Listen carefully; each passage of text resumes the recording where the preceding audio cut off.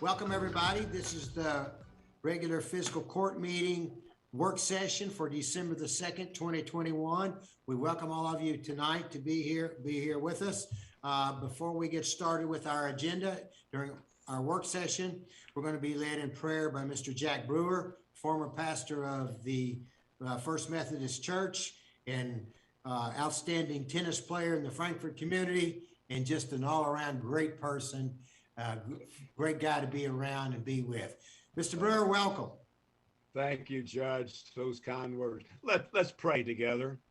Almighty God, we thank you for this time of the year. Thank you for the season. And Lord, we admit we're making our Christmas lists. We're making lists of things we want to give other people, but also we're asking things from others. We're making our own list. And so we would honor you by coming to you to ask you for gifts this day. I ask you for the gift of discernment for the meeting tonight. I ask you for the gift of forgiveness for those things that we have done and things we should have done and did not. I pray for your peace for our community and those around us. I pray that you would give us a love for our fellow humans that would extend beyond this meeting throughout our lives. Bless our commissioners, Lord. Thank you for our squires. They are people of value and care about their community. We thank you for our judge and for our city and county officials, Lord. We're thankful to be a part of this group. So keep us close to you. And at the end of the evening, may there be a word that we could share with one another. It's been good to be together. Something has happened that will make our community stronger. We pray this in your holy name. Amen. Amen. Thank you, my friend, Jack Brewer. Thank you so much. God bless you and take care. And if we don't hear from you before Christmas, we wish you all the best at Christmas and a Merry happy Christmas New Year. to you. Thank you. Thank you. Okay. After that great prayer from our friend Jack Brewer, the first item on the agenda is authorization of approval of our minutes from our regular meeting of November the 19th, 2021. Is there any discussion about the minutes? All right, let's go to the next item. The next item is authorization to declare property as surplus with the disposal by auction and proceeds to go into the sheriff's vehicle maintenance line. Sheriff Choir, are you on? Yes, sir. Can you hear me? Yes, sir. We can hear you. Yeah, those cars are just things that have been totaled or they're just beyond the repairs that we want to spend on them. So we'd like to have them surplused and put on gov deals. Okay. And then the money would go back into your maintenance line? Yes. Okay. How is your maintenance line right now compared to what you budgeted? Is it high, low, right on? It's pretty close to right on. I think that, we budgeted 87,000, which we'll probably spend, but with 38 vehicles, it's pretty reasonable, I think. Okay. All right. Any questions for our sheriff? All right. Thank you, Sheriff.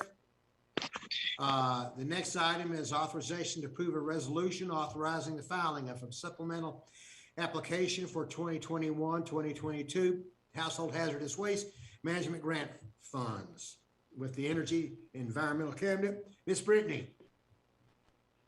Good evening, Court. This is a supplemental application. Basically, there is funding remaining from the state in this line item. This application is basically asking the state if we can hold a second hazardous waste event in the spring with these remaining funds. We had about 145 people show up to our fall event. So we have nearly $11,000 remaining for a spring event. Spring events typically are more attended. So we're basically just applying to the state to spend this money. Okay. Any questions for Ms. Brittany? All right, Brittany, we do like these events. They're great for the public, and the tire one that we had, and the metal works, and all of those are great events, and we appreciate the sponsors and state and you all in the city working together to help our community get rid of our waste products. Thank you, Brittany. If there are no other questions, you have a good evening, and you tell Miss Louisa hello from all of us. Will do. All right. The next one is authorization to approve a resolution authorizing the filing of an application for grant funds with the Kentucky Fire Commission Personnel Protective Equipment Grant Program for the Franklin County Fire Department. Chief Brewer, I see you first. There you go, Chief. Good afternoon, Judge. Good afternoon, Court. Hope everybody's doing okay. Good afternoon to you. This grant is a new one that got put out by the Fire Commission this year. It's allowing up to a certain amount for fire departments to purchase structural firefighting gear. The fire department issues structural firefighting gear for all its employees that has a 10-year service life. Chief Hutchinson has done a great job of getting us on a pretty good schedule rotation for most of the gear. But with the cancer initiatives out there, we were hoping to use this grant to file for some firefighting hoods to help protect the guys a little better. Can you explain, Chief, how firefighting hood would work? So the hood, after you put your mask on and connect your air supply, your hood goes on over your mask, and it protects your head, your ears, your neck area. Those are highly sensitive areas, obviously, and anything that you can do to protect those further from the carcinogens is crucial for trying to prevent cancer. And they've designed some newer particulate blocking hoods that are supposed to be more efficient and better at blocking those carcinogens for firefighters. Okay, so they're protective against carcinogens, they're not heat resistant or anything yes, like that? They still have the heat resistance. They still protect firefighters from the heat and other chemicals in the atmosphere, but the particulate blocking are designed to better protect from the cancer-causing agents. You know, anybody else have questions for Chief Brewer? Squire Sebastian. Thank you, Judge. I would like to ask, how are the existing hoods, when we get replacement hoods, whenever that is, how are the used hoods disposed of? After they meet their 10-year service life, they're discarded, removed from service and discarded. So that, they're thrown in the trash. I mean, is that when you say they're discarded, they don't get surplus or anything like that, correct? No, after their service life, then they would not be usable. Okay. I wasn't sure if they had any kind of other purpose or if they get traded in and somehow get reworked. Sometimes equipment can be like that. I wasn't sure about these. Thank you very much. Okay, any other questions? All right, do we presently have these hoods? We do. We have every firefighter is issued all the gear. They get issued a helmet, a hood, coat, pants, and boots and gloves that are all structural firefighting gear. It's just based off the way this grant is structured. This would allow us the opportunity to replace this many of our hoods and maybe provide a better protection for our firefighters at one time that we probably couldn't afford through budgetary constraints. Oh, okay, all right. Yeah, seeing no other questions, let's move on to the next. Thank you, Chief. Thank you. Let's move to the next item, and that's authorization to approve an interlocal cooperation agreement with the Frankfurt Plant Board for an infrastructure project extending broadband service to the unserved and underserved areas of Franklin County. We've got Mr. Sparks on. We've got from the Plant Board, Mr. Price. We've got Nathan Billings, Vint Foster, Gary Zing. I don't know if Mr. Cubine is on. Is he on as well? If you guys want to turn your cameras on, and we'll let the magistrates ask questions. Mr. Sparks, you want to lead us? Judge, I'll start off briefly. This is the agreement passed and forth, back and forth to allow the broadband expansion out in Franklin County. You recall here a couple weeks ago at that meeting, the court addressed the funding, et cetera, under the understanding that there may have been additional funds. If you'll note under the recital specifically, based on the funds that are available now that the county obtained, the American Rescue, the ARPA fund, and the state and local rescue recovery funds that are presented, those are the only funds available at this point. The others are speculative, so the agreement addresses that. The resolution addressed general funds, not general fund funding, but after discussing it with Ann, et cetera, there was a hope that there would be another round. That has not yet occurred. We still hope it will, but it sets out the split shares, how it's going to be paid, the flow through the county.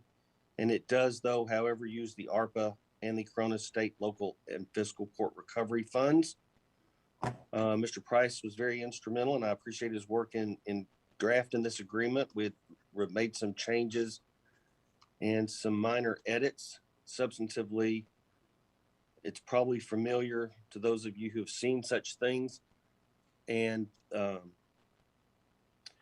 made it to where it subsequently is going to have to be submitted to the Office of the Attorney General for approval, but it will allow those to be utilized to expand broadband into the unserved areas of Franklin County. So I'd like to thank Hans, and if he's got any comments he'd like to make on it, but the agreement, but for that issue about the funding, is up for consideration. Okay. Mr. Price, you want to speak first? Thanks very much, Judge. Members of the court, thank you. I think that's a very good summary that Mr. Sparks provided there. We had made some edits, and Mr. Sparks has done some of these before. This is the first one of these I've put together. He suggested there in the first paragraph we add in some language to note that it's no joint employer-employee relationship is created by the agreement, and then as Mr. Sparks pointed out, we'll be submitting it to the Attorney General for approval. But I think that's a very, very good summary, and can't think of anything else that needs to add at this time. So thanks very much, everyone. Okay, Rick, it's a standard procedure that interlocal agreements all have to go to the Attorney General, and do they have to go to DLG as well too? Some of them go to Attorney General, some of them go to DLG. This is one that's going to have to go through the Attorney General's office. Okay. And just an FYI for the people that are watching, what what type of a review does the Attorney General normally look for or at in these interlocal agreements? They make sure that it's appropriately set out, that it is a true interlocal agreement between governmental or quasi-governmental agencies, that they make sure that it sets forth the administration, that there's no third-party governmental entity created, that appropriate recognition of how payments are going to be made in terms of billing, hours, insurance, work comp, things like that, that all of them are all covered. And so governmental agencies aren't on the sly and the loose about these interlocals. They've got a statutory checklist, about 22 items that they go through to make sure it's all signed, sealed, and delivered. Okay, that's And great. as far as I can tell, I hope this one flies. Yep, we all do. Mr. Zing, if you're on, do you have someone or would someone or would someone give us an update on your applications with the state that took place around the 1st of November? Could you give us an update?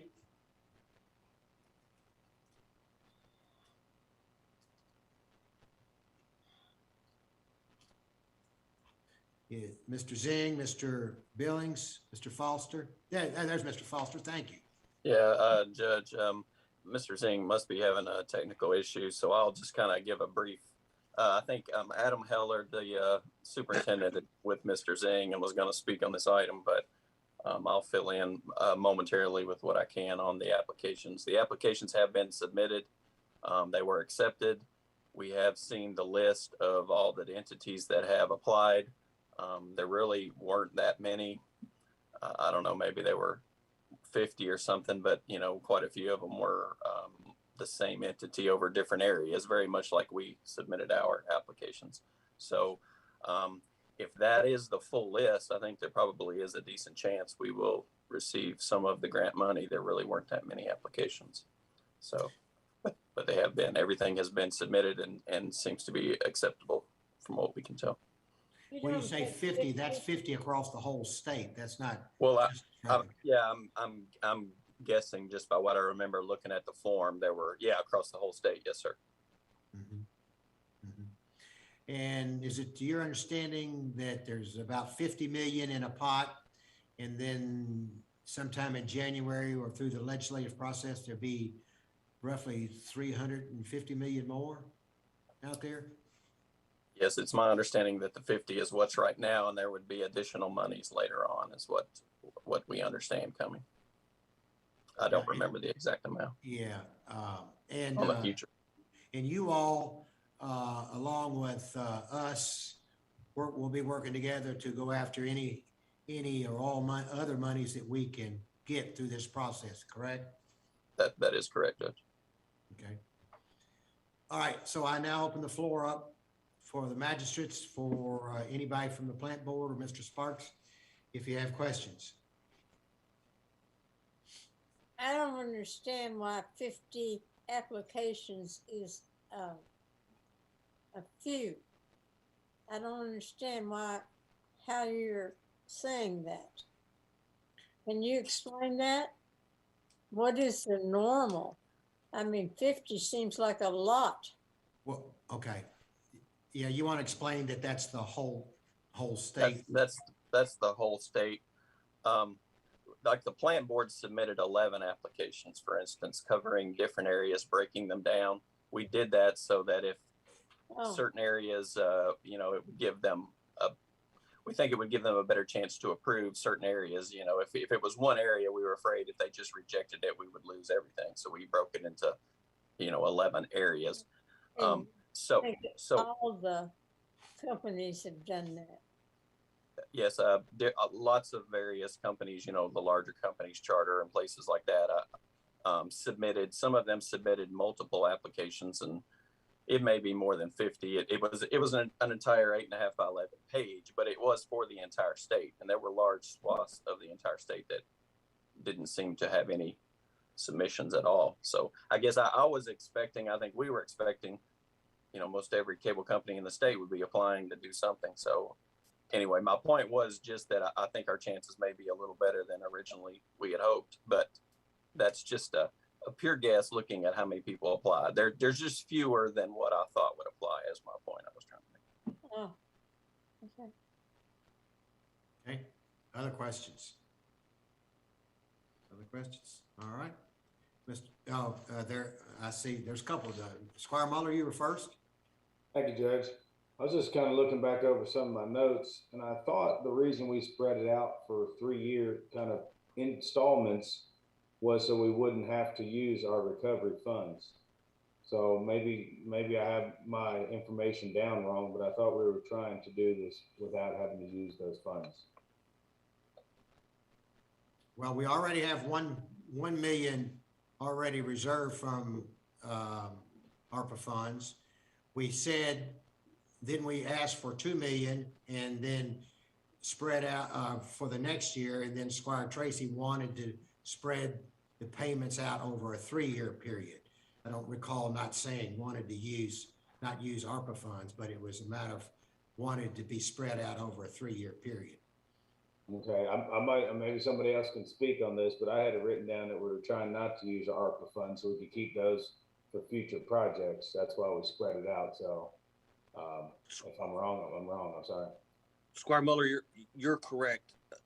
It was hoped that there would be additional rounds, and I think you all had got word that there may be an immediate or a more imminent pool of money that might be available. Unfortunately, that has not occurred as of today, and that's why this agreement is written, and it contemplates funds that are on the table and available as of today. Those may be available at a future date, and I think that the court properly recognized that those were hinted at, promised, whatever you want to call it. But in the conversations I've had with Ann, et cetera, this is the only money that's on the table at this point. Other than general fund applications, this is the only money that's available for this right now. Okay, thank you for that, County Attorney. I was under the assumption we were going to leave it as general funds, and then if we needed to, then we could dive into these ARPA if we needed that. But that's just what I had kind of written down. So I think Squire Sebastian or somebody else might want to speak. That's just what I had. Thank you. You're correct, sir. That was the hope. You're right. Squire Sebastian. Thank you, Judge. And yes, I would harken back to we had a considerable conversation about additional funds that could be available. And nowhere I saw in this agreement does it indicate in any of the whereas clauses where the other party is going to bring its funds from. So I'm not really clear why one party has to stipulate where its funds are coming from when the other just says that the funds will be budgeted in their account. We can also budget the funds in the account because we have been it's been discussed at a variety of trainings that we have attended that if we go ahead and utilize these funds when other funds are available, we may not be able to utilize those for this same purpose. And then that would impact the ability, the spending power of the ARPA funds on other projects. So I haven't heard anything to the contrary of that these funds could be replenished with other broadband funds when they become available. So I think that was the entire tenor of the conversation that we had, was to say that we would commit this fund. We would, utilize every means at our availability rather than to commit from a specific pot, which for a variety of things we typically don't do. So I hearken back to that conversation as well. So anyone else can inform this as well. Thank you. Mr. Foster and I just asked Mr. Foster the question of he and us would be seeking other types of funds through this whole process, and I think that's the answer to what you're looking for. I think that's what we're all looking for. If there's going to be that much money out there, and that's what Mr. Foster was saying, that there's that much money out there, that that there's hopefully, and knock on wood, there's a good possibility that we would be able to, both sides, we wouldn't have to use 3 million and they wouldn't have to use 8 million. Exactly, but I think, Judge, if we allocate funds out of this pot, we can't replenish funds in this pot with other monies, for other federal monies. So I think that has been the concern that at least I heard expressed based on conversations that are had at the federal level, conversations at every state conference, conversations that come from NACO, telling us to preserve our ARPA funds, and if we are able to utilize other funds to jumpstart projects like this, do that with the likelihood that other funds will be coming available specifically for the purpose of broadband. But again, I'm open to hearing. Maybe I have misheard at every conference I've been at and every NACO call I have been on. Maybe I have misheard that information. Well, I've heard exactly the same thing you've heard. Ann, do you want to speak to that? Because you're our leader with these funds, Ann Northcutt. I believe, Judge, at the time that we had entered into discussions with the plant board and talked about this project, and even to the current day with the interim final rule, that broadband along with water and sewer were the only eligible infrastructure projects. And I think that's one reason that those funds have been mentioned in this agreement. I don't think that would preclude us from using other funds should those become available. But it's just that the ARPA funds through the interim final rule were eligible for broadband, and that was a key goal of the federal government, along with water and sewer infrastructure.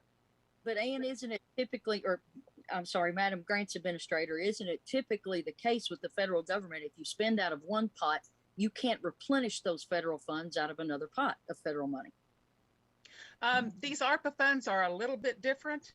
And, I believe that going forward, as we start to draw down, we're not saying that we're going to use only ARPA funds, but that ARPA funds would be an eligible source of funding for the project.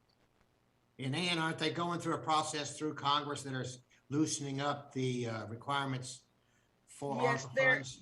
There is the Senate bill has already passed, Senate Bill 3011, passed with bipartisan support to allow more flexibility with ARPA funds. And the House bill is making its way through the process at this time with the expectation that it will also pass with bipartisan support.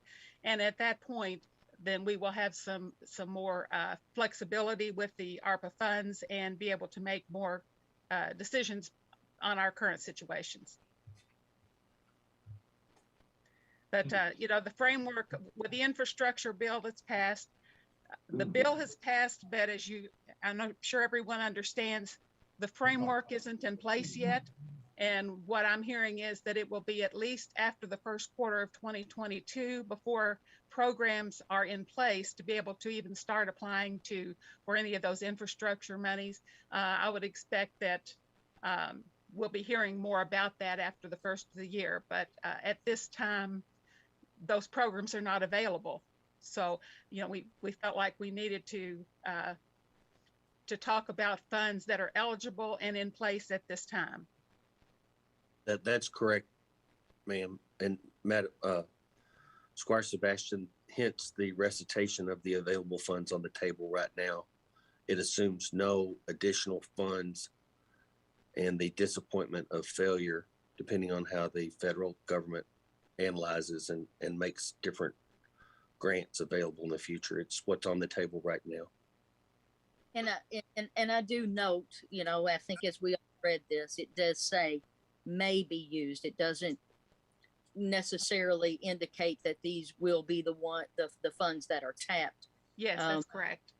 Because I think everyone here around the table is an extreme advocate to ensure that the unserved and the underserved areas of our community get broadband access. I've had numerous conversations with my constituents, and they are champing at the bit to get access to this. And so I sit here at this table like everyone else as an advocate to do this. But certainly I just want to fall back on It's not that we're cutting a check today. We are 100% committed. I've heard everyone at this table talk about their commitment to this project. And, I do see the words may be used. I know we all key on that. However, typically when one pot of funds over every other pot of fund is included in some type of resolution, that could get lost in later days. So I just hope we all are mindful of that as other funds become available for specific purposes, this being included, so that we can maximize. And I really want to stress that the goal of this court, or at least my goal, is to maximize every federal dollar that comes to us. And however we can keystone on that and utilize those for benefits that we've never been able to bring to this community, we want to do that. So I think that's the conversation I hear today, is to maximize every pot of funds for that purpose. Thank you. Thank you, ma'am. That's correct. I concur. Okay, Squire Tracy. Thanks, Judge. I just wanted to kind of go over my notes. That was correct. The plant board was willing to commit to the 3-year term of $1 million per year. And I was under the understanding that we did not want to commit ARPA funds to fund the project. Very willing to fund the project, but did not want to use the ARPA funds to do it because, again, like we've all said and heard, we're being told from every conference, committee, newsletter that we receive, don't spend it on infrastructure. So that's where just want to make sure it was said. I've been everything you've been to. I've never heard it say don't spend it on infrastructure. Because of, like you said, more money coming down the pipe. So everybody's talking about more money coming down the pipe. Spend it on projects that are once in a lifetime projects. I think that's the words that most are using. Squire Muller. Thank you, Judge. Mr. Sparks, quick question. Is there a reason that we have to say how we're going to pay for it? I mean, we're good for the money. I mean, I'm just curious, just so I know. Does it matter where the money comes from? I thought it was more about a commitment. Well, the other one, it was about a commitment. You mean in terms of designating the particular fund? Correct. We kept it kind of loose in case you wanted to do it out of general funds, but the ARPA money was drawn down for infrastructure, et cetera. So it's reciting what I understood from Ann and others, that the purpose of those funds were, and to be drawn down for those purposes. So it's recited as a recipient of that's what it will be utilized as a condition of receipt of that money. That is, they don't just send you a check and say, well, here's $1, go out and knock yourself out, at McDonald's. They want to know what you're going to spend it, and there are limited purposes that you could spend it on. Hence the recitation that this is for infrastructure, broadband, et cetera, as you've all heard President Biden spoke about, that kind of thing. Right. I guess you could theoretically designate it as general funds and just leave it wide open. Right. That's what I had down that I would like to do. We have 4 years to spend these ARPA funds. So I was under the assumption we were just going to put it under as kind of general funds. And when the bill comes due, then we'll decide at that point what pot of money we want to take it out of. Well, your risk, if you do that, and there's always a risk on anything, is that if those funds come down specifically earmarked for a particular purpose and you didn't use them for those purposes, they would not be eligible to be used for another purpose. And again, although it's a lot of a moving target, this is the cards that are on the table as they stand right now. But you can dedicate it. Your risk is that you might not be able to use it to supplement that in the future. And you're going to use those general funds that could be used for other services. Yeah, thank you. Yeah, so is there something, I'm not sure where all this is coming from. This discussion is going in a way I'm kind of surprised because, and correct me if I'm wrong, but it says these funds are to be used for this purpose: broadband, infrastructure, and so water or sewers. Is that correct, Ann? At the current time, those are the infrastructure items that can be used. It's water, sewer, stormwater, broadband. Yeah. Under the current interim final rule. Now, there's also pandemic response and public health, some of those eligible uses as well. And, as Mr. Sparks was saying, we're hopeful that we'll receive some more flexibility, but at the current time, and that's why it's stated in this way, that those are eligible uses of ARPA funds. I'm not sure that it makes a big difference if we use general funds for broadband and ARPA funds for something else.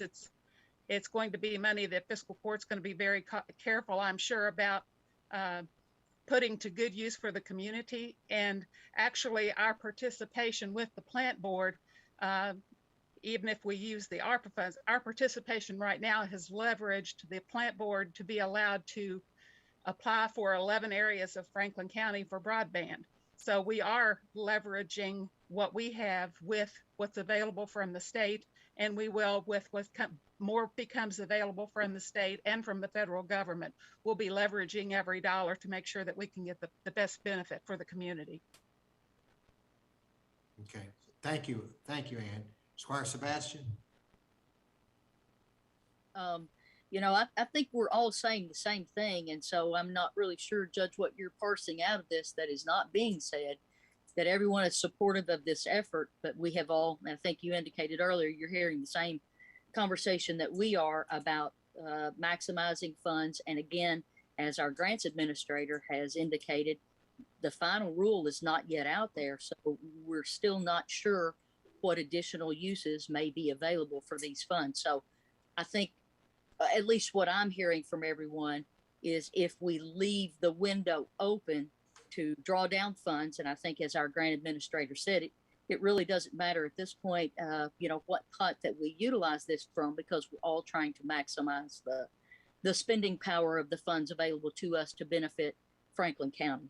So, and I see in here, as we've all talked, it doesn't preclude us from using other funds. It just mentions this fund and it says these may be used, but other funds may be used at the time when the funds are requested. So I guess the concern that I'm hearing, or the point that I'm hearing the court make, is everyone is going to be very mindful as funds come down so that we can maximize that and utilize the flexibility that we can be given from these one-time funds. That's really, I think, what I'm hearing from everybody, that we want to go forth, do good things. We definitely want to put broadband out there for our constituents.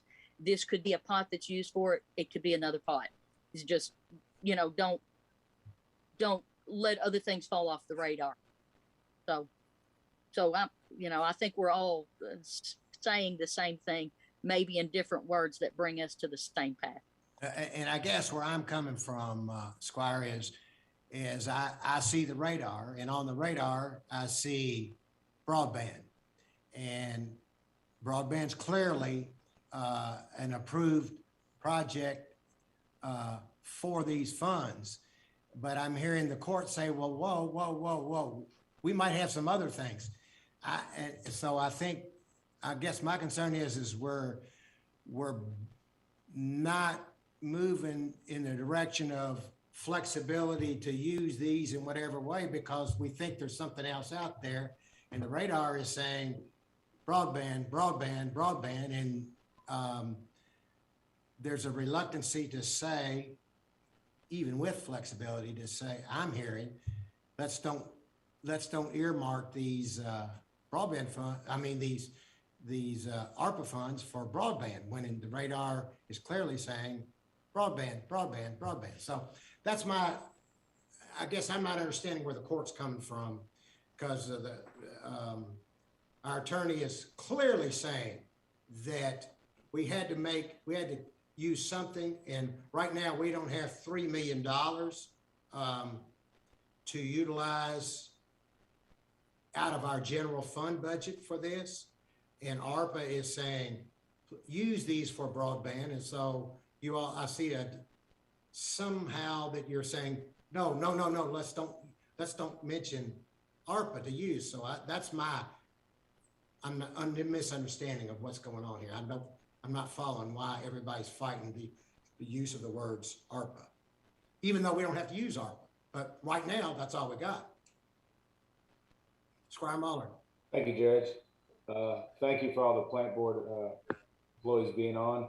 Mr. Zing, maybe I could ask you or Mr. Foster, does it matter what the verbiage says in this contract?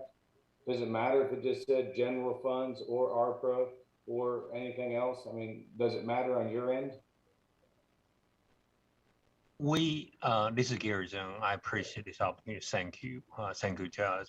I mean, the part is the partnership is so important to us. Our goal is the same like you build out for this more than 2,000 family. Currently, they don't have a connection for their education, for the economic development, anything we talk about. I mean, that's our board's purpose. I want you to know that. So the part is currently, as you know, we apply the state fund. I do want you to know staff, county staff partner with us, help us. We went together. We really appreciate that, number one. Number two is in the process, currently, this is a matching grant. We are looking for a total close to 16 million. So what we do is we use our 5 million, which the board already made a commitment, and also the 3 million county as a matching fund. But until the project approved, the money is not necessary. But if we are lucky, we got 8 million, for example, they approved that. Then in that moment, we got to have money ready for them, because otherwise they're not going to approve it. As I understand it, that's a condition applied. You have to have money ready in that moment. But in that moment, the county can decide, I don't want it, I want to walk away. That's fine too. The truth is, based on what I understand. But the part is, in that moment, we got to have $8 total million available. And the 5 million, my board already made a commitment. We currently have a $17 million cash. It's not just in the budget, it's the cash we have on hand. The board already voted for it. So if the state say, plan board, put a 5 million on the table, that day we can put on table for the another 5 million come from. But total, we're looking for 8 million. So the 3 million from county also is very important. If we are lucky, we got that money, we will do. The second part I do want to say is all the funding opportunity may be available. We're looking at it very, very carefully. The board wanted me to look into engage a consultant to help us to not only looking for opportunity, also looking for application directly, if there's anything available. So I do want you to know, I had a conversation with Judge, we want to always partner with county. We want to apply together. I'm happy. I'm speaking, I can't speak for board. I mean, Gary Zhang personally, if a county want to apply, we're in the system position, we are happy to do that. If you say plan board apply it, county, partner with us together, we are happy to do that too. Whatever it is, we found this funding to build up. That's our purpose. So I'm not sure I answered your question. I really appreciate that. Yes. Their source of funds doesn't matter to us. They can use any source they want for their match. Yes. My board chairman just tell me, how do you fund from county is definitely your decision.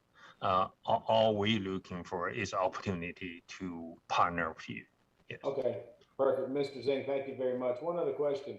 In a perfect world, when would you all be able to get approval? I know that might be a big question, but in the perfect world, how long of a process are we looking at here? Probably I can ask Adam or David help me, but as I know, we are in the process right now. Adam, go ahead. Yes. Is it approval for the grant?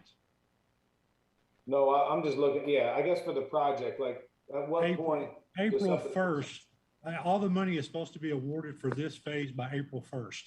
Okay, perfect. Thank you very much. Squire Moore. Yeah, the way I understand it is we're putting the money up, but we're holding on to it. And if we get other funds come in for this, we can use them. We don't have to use this, correct?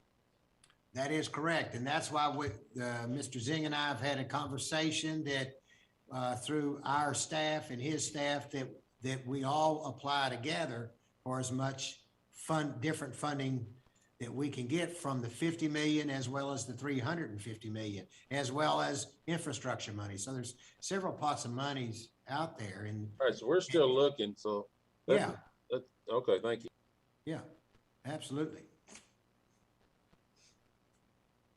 Okay, are there any other questions? Any other questions? All right, Rick, you got, I see your hand up. I apologize. I'm sorry, I didn't see. No problem, Judge. I wanted to answer one critical question and address a matter that Squire Sebastian brought up, which is the expansive language of the may.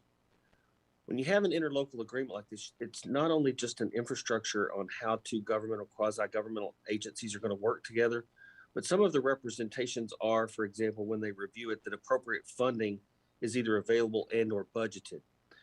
In this case, you've got money on the table that is available for this particular purpose, hence the permissive use of the word may be used, that is ARPA funds. When it comes down the line, if you want to use other funds and they are available and eligible for this particular use, that does not preclude that for this or other usage, but we have to state such things in the agreement to show that it's actually promising the use of money that actually exists. It's not speculative, it's budgeted or otherwise. So that's why we recited that language that those funds are available, having been given to the county for a specific use, such as broadband and infrastructure. If you go a different direction, there's nothing wrong with it. But when they're reviewing this, one of the things they're going to ask is that this money's actually even real. Is this available, et cetera? So it's critical not to omit that source, but somewhere down the line, there's going to be budget amendments, et cetera, when it comes in and when it goes out. You're still going to have control over the source and what line item, I guess for lack of a better word, would be used. But you have to have a dedicated source. You can't just have an interlocal agreement that says, we'll pick up change underneath the couch. You have to state what's available and what's out there. And that goes back to my discussions with Ann. This is what is out there on the table right now.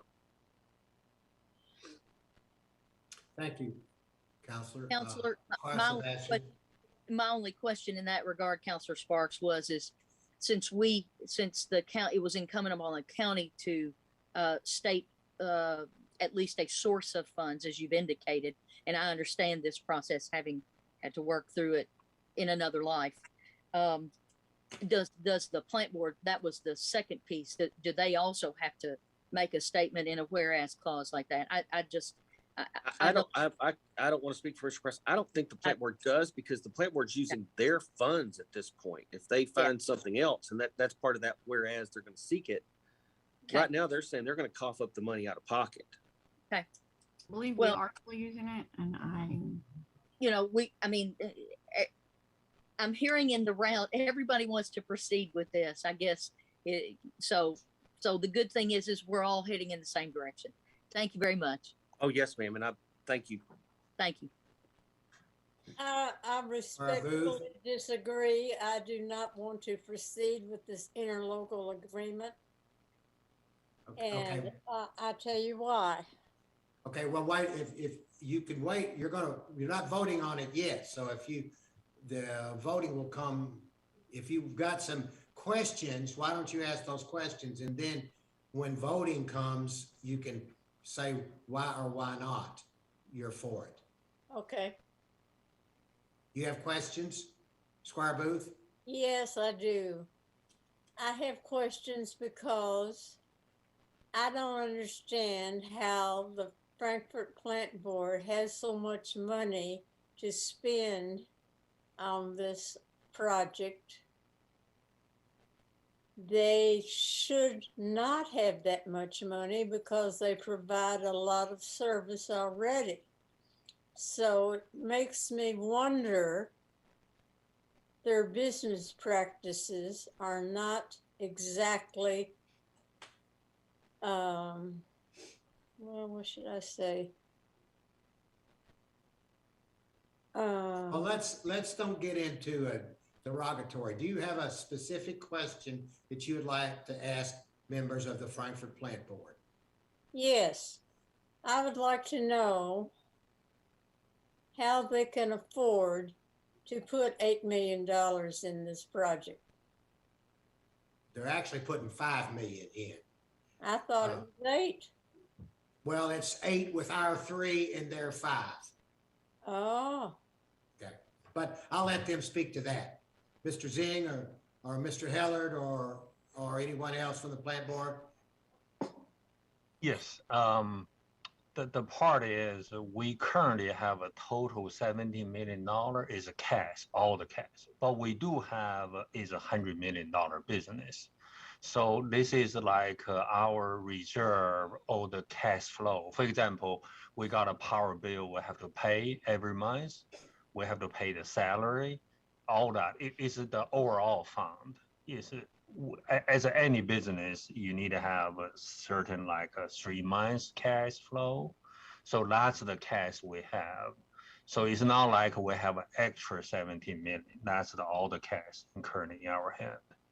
all right. You describe yourself as a business. Is that the way you look at it? Frankfurt Plant Board is a business? On board is probably I should ask my board to answer that question. Actually, it's a citizen-owned municipal provider service. We're a nonprofit.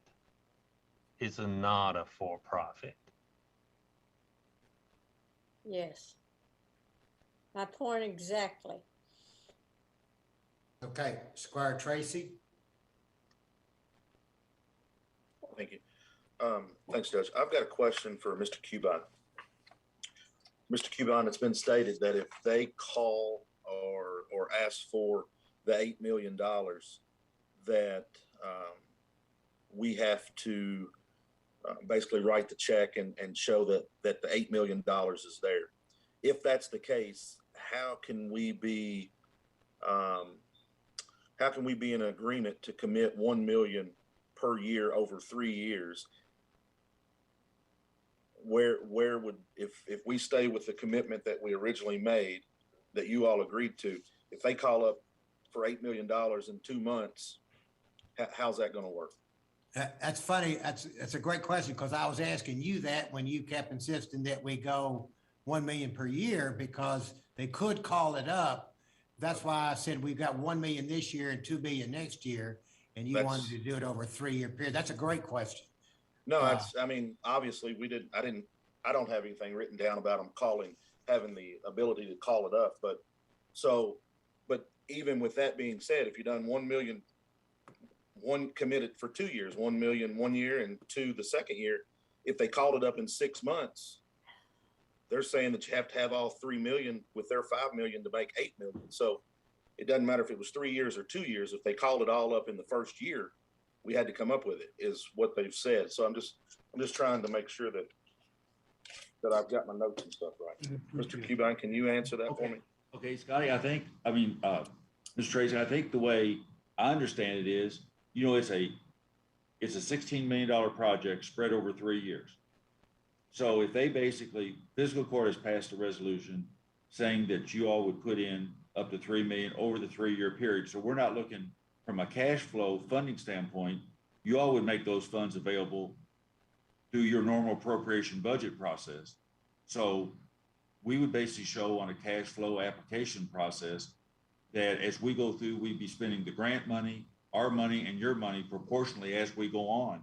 We'd be invoicing you for work actually done as the work was performed, and you'd be reimbursing us. So basically, I would think like any other local government budget, city, county, whatever, your budget process would basically be that if they said on the grant, this application is approved for Frankfurt Plant Board to do this work in Franklin County, and we said, this is our cash flow, this is how we're going to need, because with any federal grant, you do a drawdown schedule. And we'd say, this is how we're going to need to draw the federal money, and this is how, or the state money out of the grant, and this is how we're going to match it with our existing funds from the plant board and from you. We're not looking to put $3 million from you all in an escrow account. We're basically saying we're going to be billing you annually for that amount as the work is performed. And that's when we'll be putting our 5 million in as we, in fact, are drawing the federal funds down for the project. So I think you know, your question is, you all have passed a resolution, and when we do the cash flow statements in terms of when the work's performed and how we're going to need the match. And again, remember, we've submitted multiple applications, so we don't know how many applications are going to be approved for what areas. And we don't know then, based on that, maybe they only give us $4 million instead of 8. So that would change your all's match also. The other thing, as Gary Zing said, you know, we've got the new federal infrastructure bill. We're looking at it. We're assuming that's also going to require match, but we've not seen the final guidance from Treasury.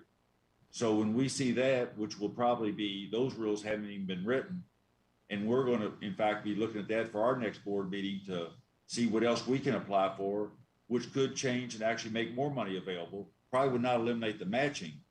But I think at this point, what we had to show for the application process, and Adam will step on my foot if I mess up here, but as we had to show was that we were partnering with our local government and that you all were committed to it. And your resolution says that financially, you all are committing to the project. And as the cash is needed, you will find it through your appropriation process. Now, it could be a letter of credit. It could be the federal funds. It could be general fund. But we're not going to be sending you a bill in April for $3 million. I mean, we can't gear up that fast. And to be honest, no one can gear up that fast with the supply chain issues and everything else, getting parts, pulling poles, doing everything we've got to do. We're working internally right now on a plan because whether we get this grant or not, we're wanting to expand into the county. These grant will allow us to basically take an 8-year plan and do it in 3. And we'll be basically implementing those in coordination with you all, because remember, the other thing is we've done the resolution with you. We've got the interlocal. And then once we get it and we get the final grant approvals, we'll be doing a detailed master agreement with you all to actually lay out what areas we got approved for, when that's going to be due, and what the cash need will be to accomplish those. Okay, great. So that goes right back. We've committed, and I think everybody's committed to this project.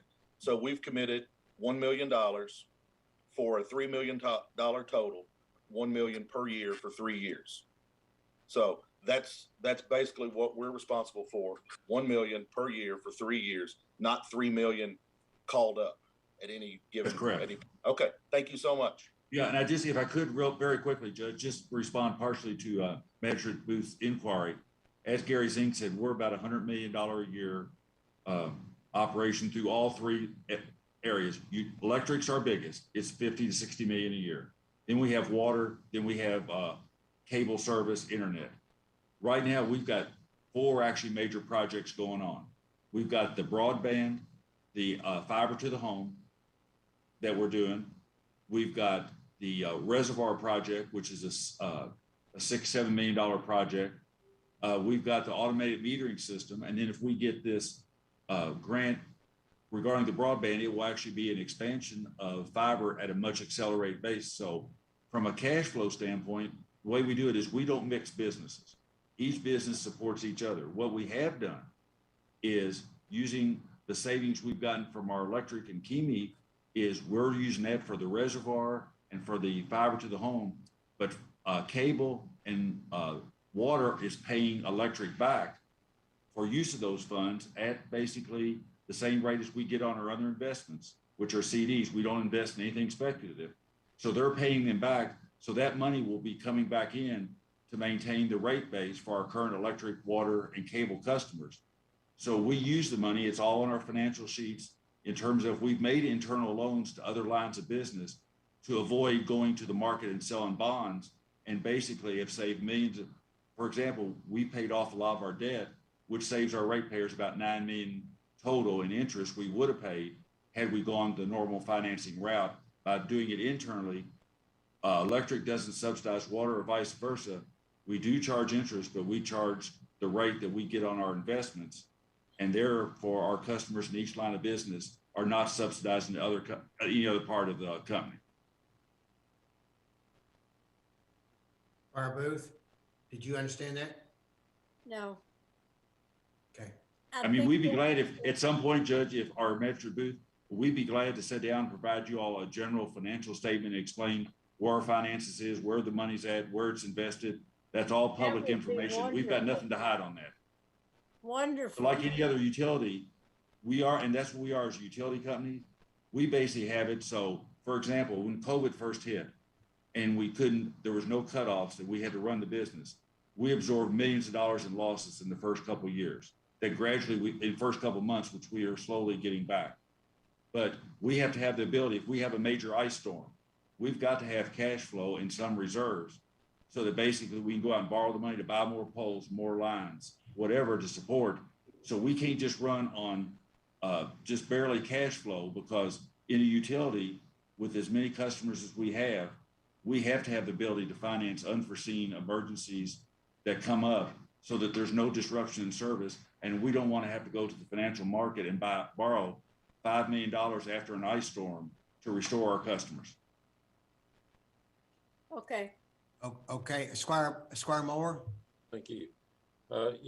Just in response to some of my fellow magistrates' concerns, Fiscal Court does not and cannot legally pay in advance for anything. So we won't be paying for anything until the work starts and the supplies start coming in for those projects. So that's all. That's a good point. And one other point, let's not forget, and the general public should know this as well, that I believe it's May, we have another check from ARPA coming in for $5 million. And at this point in time, once again, it is restricted monies. Hopefully it will be loosened up, but broadband is one that is on the radar that it can be used for. So that is why we committed the $3 million, because we got 10 million and we're committing a third of it, or a little more than a third of, or a little less than a third of it to broadband. And I think the community wants that. We've got a great partner to work with. And most importantly, we have a huge need. And so I commend the court. I hope this conversation is open to different avenues. And I think that's the way it was intended by Councilor Sparks to be written, that there is some flexibility there. And all of us are making this commitment, from Gary Zing to us on the fiscal court, that it would be the best thing in the world for us to not have to use $3 million out of our ARPA, but to be able to get a grant for $16 or $17 million, and them not have to use $5 million to do broadband.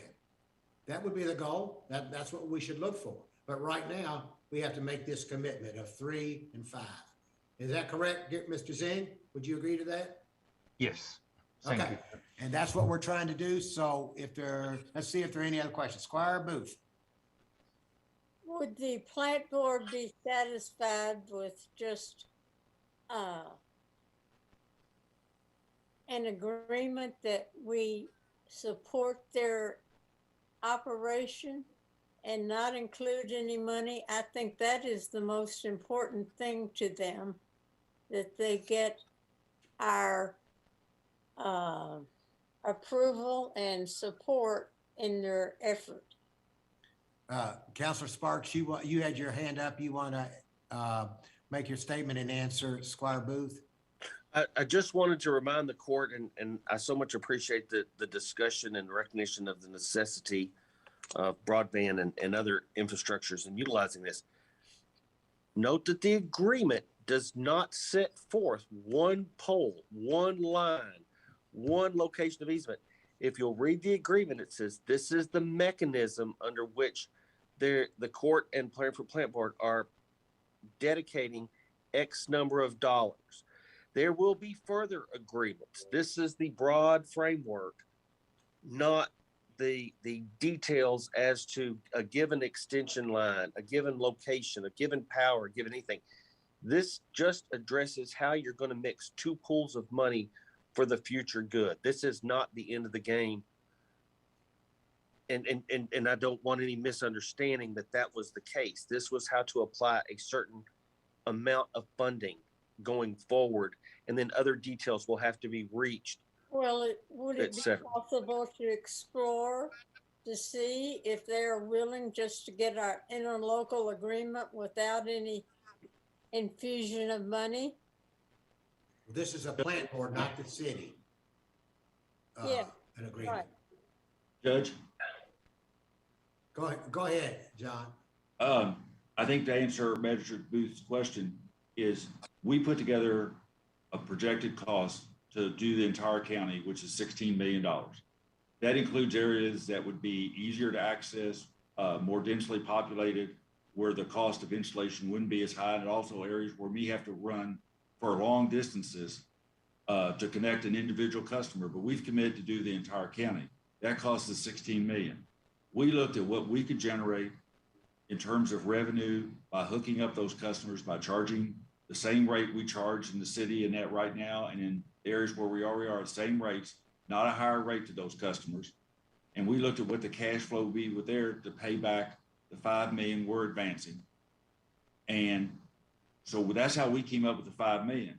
Now we've applied for $8 million in a grant, which our 5 plus your 3 and $8 million gives us that total $16 million. If we don't have the county's 3, then we've got 5 to put up on a match, which would only get us 5 on the grant, which then means we're sitting at $10 million. And we can't get the rest of the money because we don't have the rest of the match. So the match, the total of the 8 million match gives us that total project of 16. And that's why year 3 is so important, because that also allows us to access the maximum amount of the state grant, which allows us to do the entire county. So there is a magic in that 3, in that 5 is what we can come up with without going to the bank ourselves and starting to borrow money. So that's why we're looking for the 3, because that gets us another 3 million in match. This agreement locks the county into that 3. I see. But that's And the it. 3 That's all it million, and locks the it in. 3, The details are, and if you look at item 7, it says that there will be other agreements, details, et cetera. This is just to agree to create the pool. right, and I might go on and add, Judge, if, say we only get approved by 5 million from the state, then we only need 5 million match, then we can come back to you all and say, maybe we put in 4 and you all put in 1. I mean, we don't know. At this point, we've applied through multiple applications to get the maximum amount of match to do the entire county. Eventually, we'll get the whole county done. We wanted the full 16 because we wanted to do the whole county on an accelerated 3-year basis, no matter where it took us in the county to get it done. Okay, that's what we want. That's what the people want in this community. And that's what we're committed to do. And we appreciate the faith you all put in us, because we will get it done. Thank you. Yes, sir. Thank you. Any other questions? All right, we've had a great discussion. Mr. Zing, Mr. Hellard, Mr. Price, Mr. Foster, Mr. Cubine, thank you for being on tonight. And we'll move forward. And Mr. Zing, at least you and I need to continue our conversations. Our people need to be working together as we move forward in going for as much money as we can get. Thank you. Thank you all. All right, let's go to our next item. The next item is authorization to receive July 29th, 2021 and September 15th, 2020 Planning Commission public hearing transcripts for 850 Hickman Hill Road. Mr. Hewitt, Mr. Sparks, we've got an issue here. We also have received the transcript from the Planning Commission, and you've had an opportunity to look over that. So, Mr. Hewitt, I'll let you begin the discussion. Well, you know, the court had requested the transcripts from the 2 meetings of the Planning Commission for the zone map amendment request. It did take some time to get that prepared, but I guess, you know, what's on the agenda today is for the court to accept that into the record officially, and then your counselor can advise you as to the next steps. That's really all I have to add. Okay. Mr. Sparks? Okay, court, here's what you all are facing in this process yet again. As you saw from the abstract, the Planning Commission denied the zone change in question under the statute. I'll save reading it because I know y'all love hearing me read. KRS chapter 100.213. Yet again, the fiscal court can make zone map amendment changes as well. That is the issue before you, or it had been a couple weeks ago. At that time, the court took the report from the Planning Commission and declined by way of a tie to adopt the finding, which was to deny the zone map amendment. What that leaves you is still with the underlying question about whether or not this court is going to grant that zone map amendment.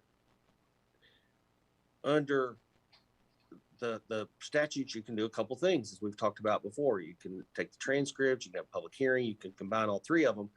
But because the transcript was never formally entered into the record, and you recall that in other cases we've had where we had those hearings, kind of made a big deal about entering in the record, the transcript or the reports, etc. It was necessary to perfect the record at this point because this is a very robust transcript. You all read it. Sufficient to make a decision to vote it up or down based on the record only.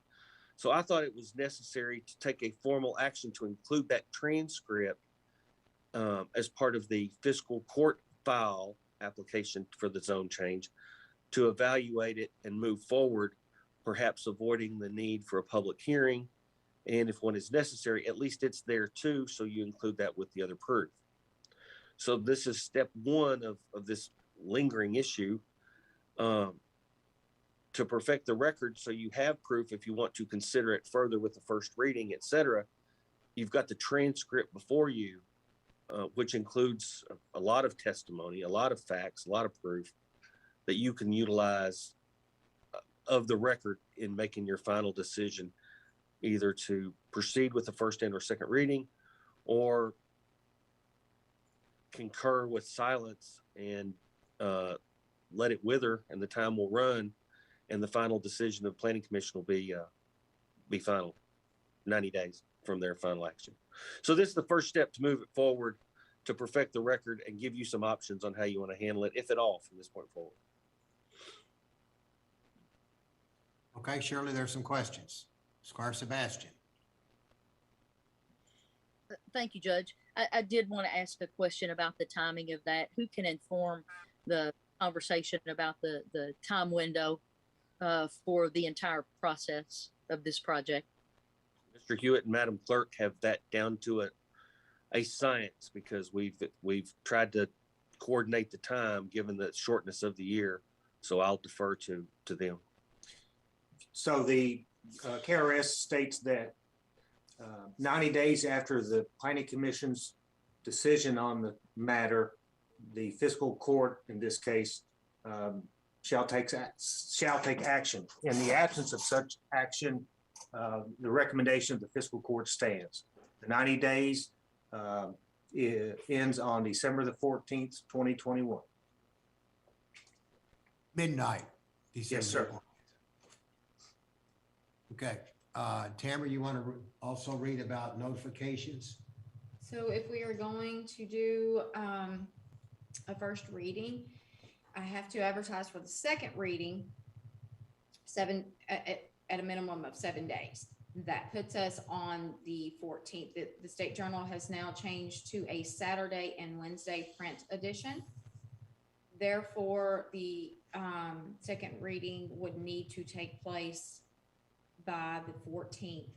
And I have a spot reserved with the State Journal to enter into the legal notices a notice of second reading, and if the court so chose to announce a public hearing.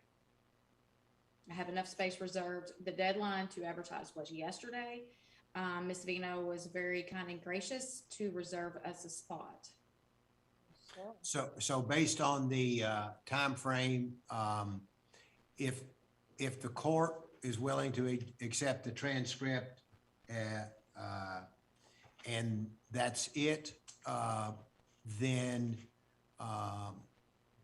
that's how we will go with a tie vote. If the court wants to have a public hearing, the public hearing will be on the 14th, December the 14th at 5 o'clock. And that's the last day that we can get it in there based on the timeframes of having to get the notices in. So. And Judge, can I follow up that briefly? And I'm only interrupting you because there's a critical component that you just said. It's not if you need to incorporate the transcript. You need to do that no matter what.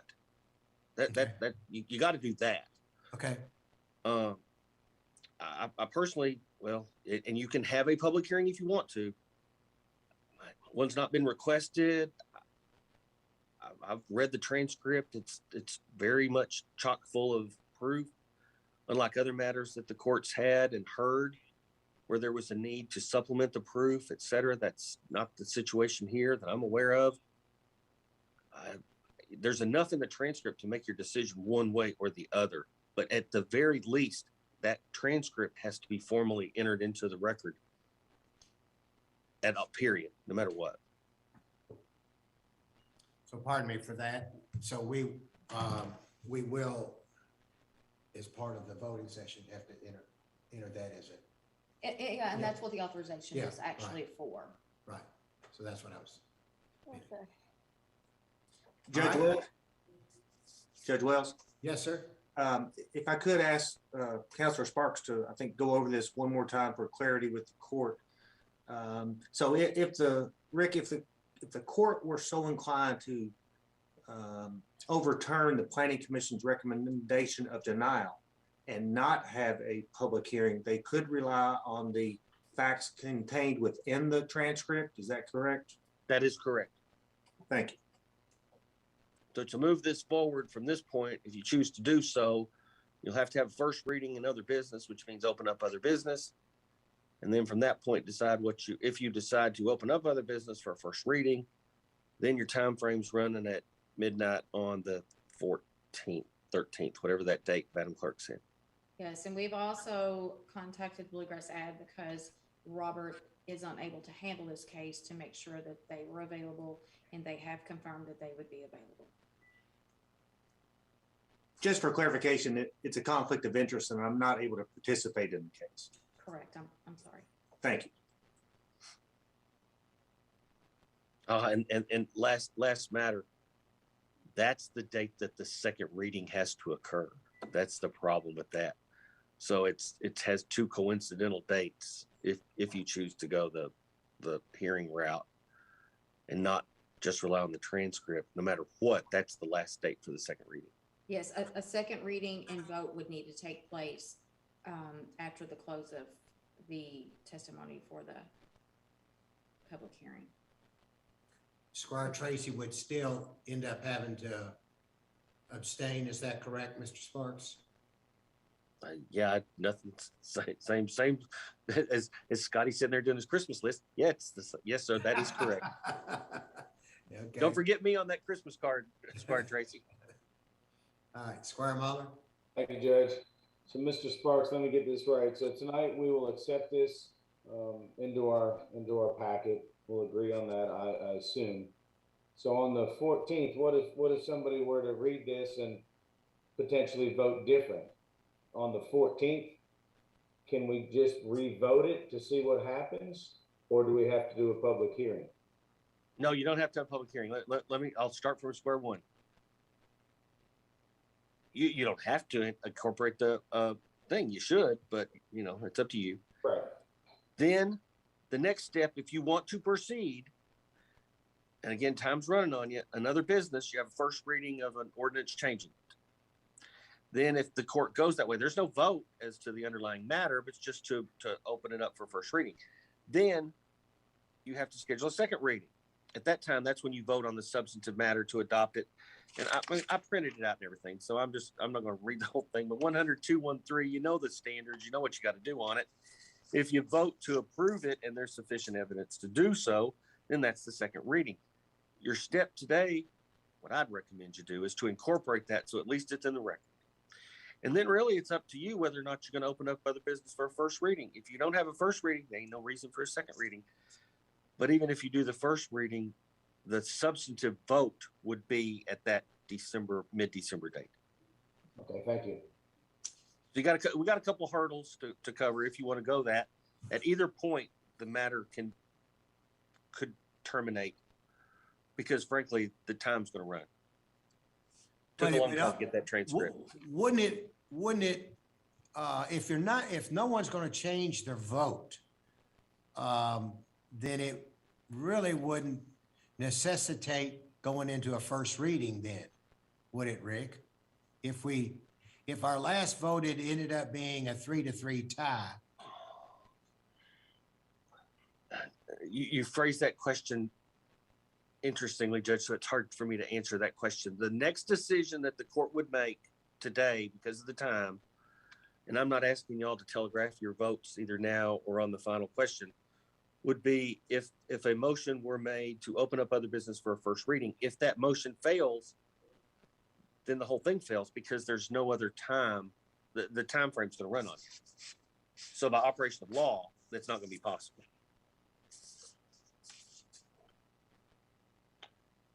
So I don't know about changing your vote one way or the other, but if you say you ain't going to open it up and have first reading, then the matter's resolved by those strange interplays of advertising dates, public meetings, et cetera. That's kind of interesting, isn't it? Okay. Okay. This is really an unusual one, but we've been known to have several unusual ones, and so I'm sure we're going to all think through this and see what you want.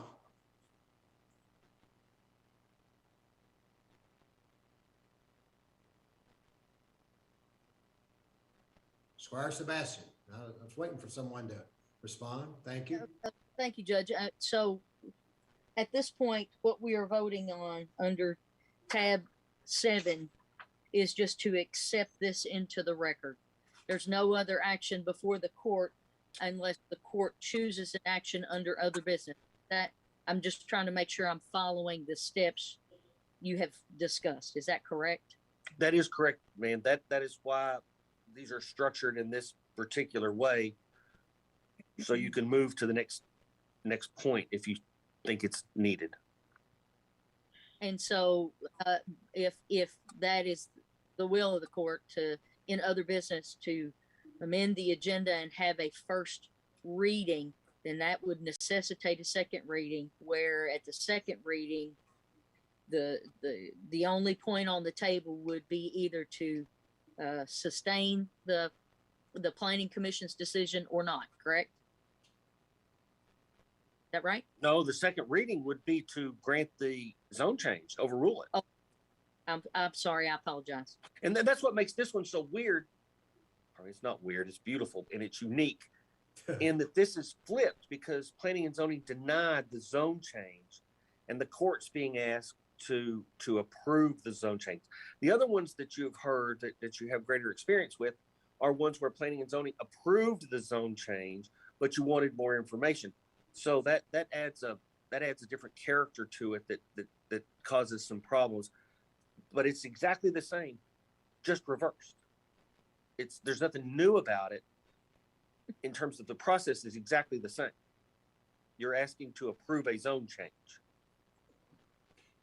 Counselor Sparks, would we also need to have the court to determine findings of fact if we were going to do a first reading? Yes, ma'am. That's why I said the findings and the testimony and the evidence presented at the commission level were sufficient and they addressed the statutory requirements of 213 and any others you want to do on them. But that's why you have to have that's why you got to have the transcript. That's why it's critical. That's why it's a step 1. And again, if you think, that you don't want to proceed any further, that's why step 2 preserves the option if you want to do other business with the first reading, and you still have to have that one, but you're not voting today, no matter what, you're not voting directly on the ultimate question, which is whether or not it should be amended.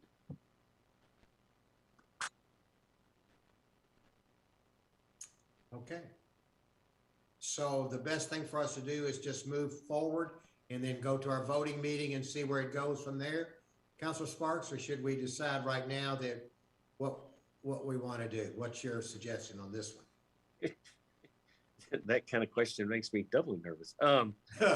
You're not voting right now, so it's not a voting session, so you can't vote. If you want to like take the temperature of the room, well, that's one thing, but you're not bound by anything at this point. It's not the voting session, but maybe it's a good idea to talk amongst yourselves and kind of come up with an idea what your next step is going to be. I tried to create and will proceed with a process that would allow the options for various next steps if you choose to do them. So I've discharged my duty that way. Squire Booth?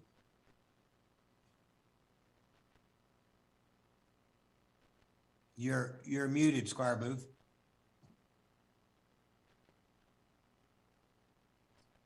Thank you, Judge. I want to know the county attorney's opinion on whether we have to accept the transcript. Is it legally required to accept the transcripts?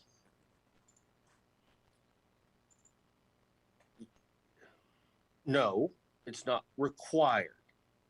But if you're going to take any further action on this matter, it has to be based on proof.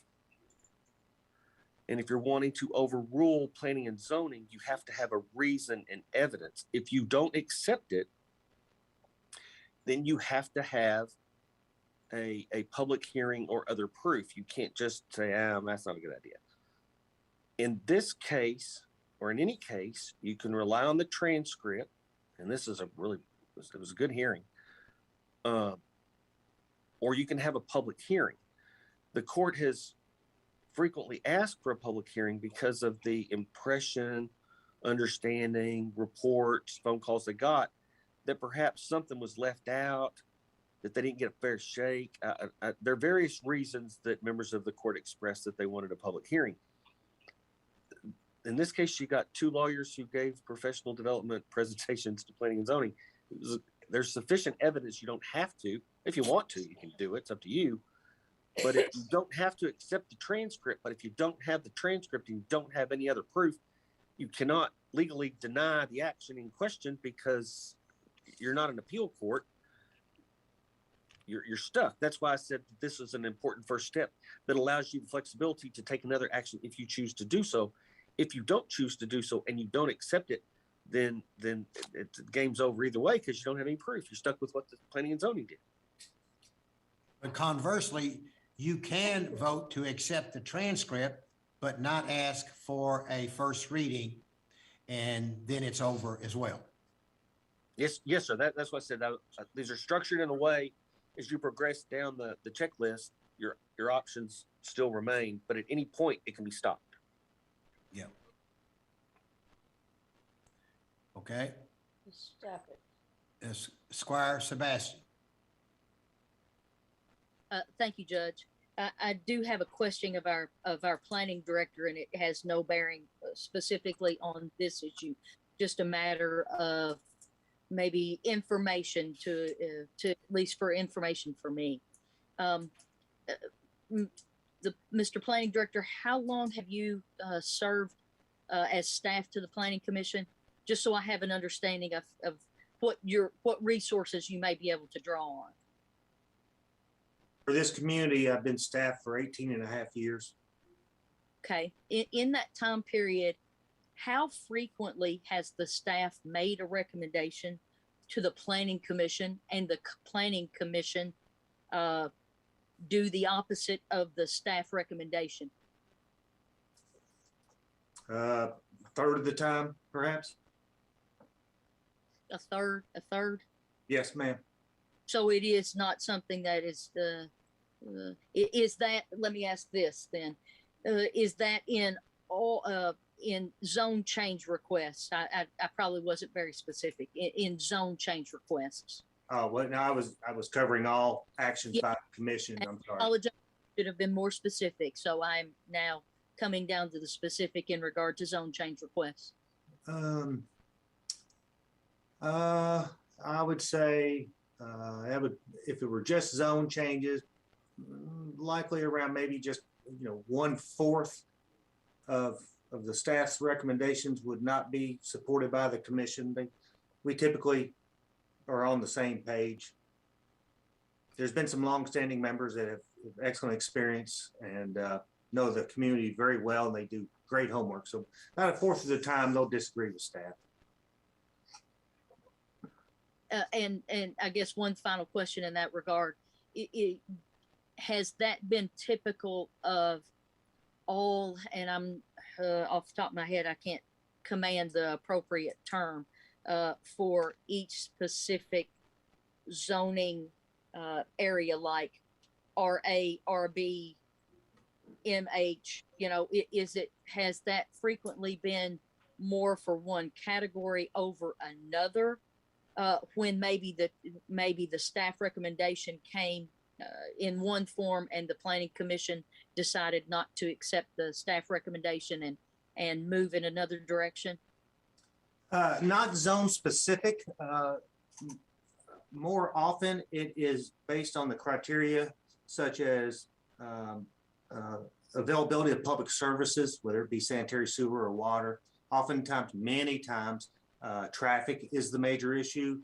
They may not necessarily agree with all the findings of the traffic engineer. So it's not, but there are occasions in which when a request, they'll find that the proposed zoning is not consistent with one or more parts of the comprehensive plan, then they will, that's probably where you get to specific zones that what you were saying, where it starts to focus down on that. I hope that answers your question. That helps. Thank you. Thank you very much. You're welcome.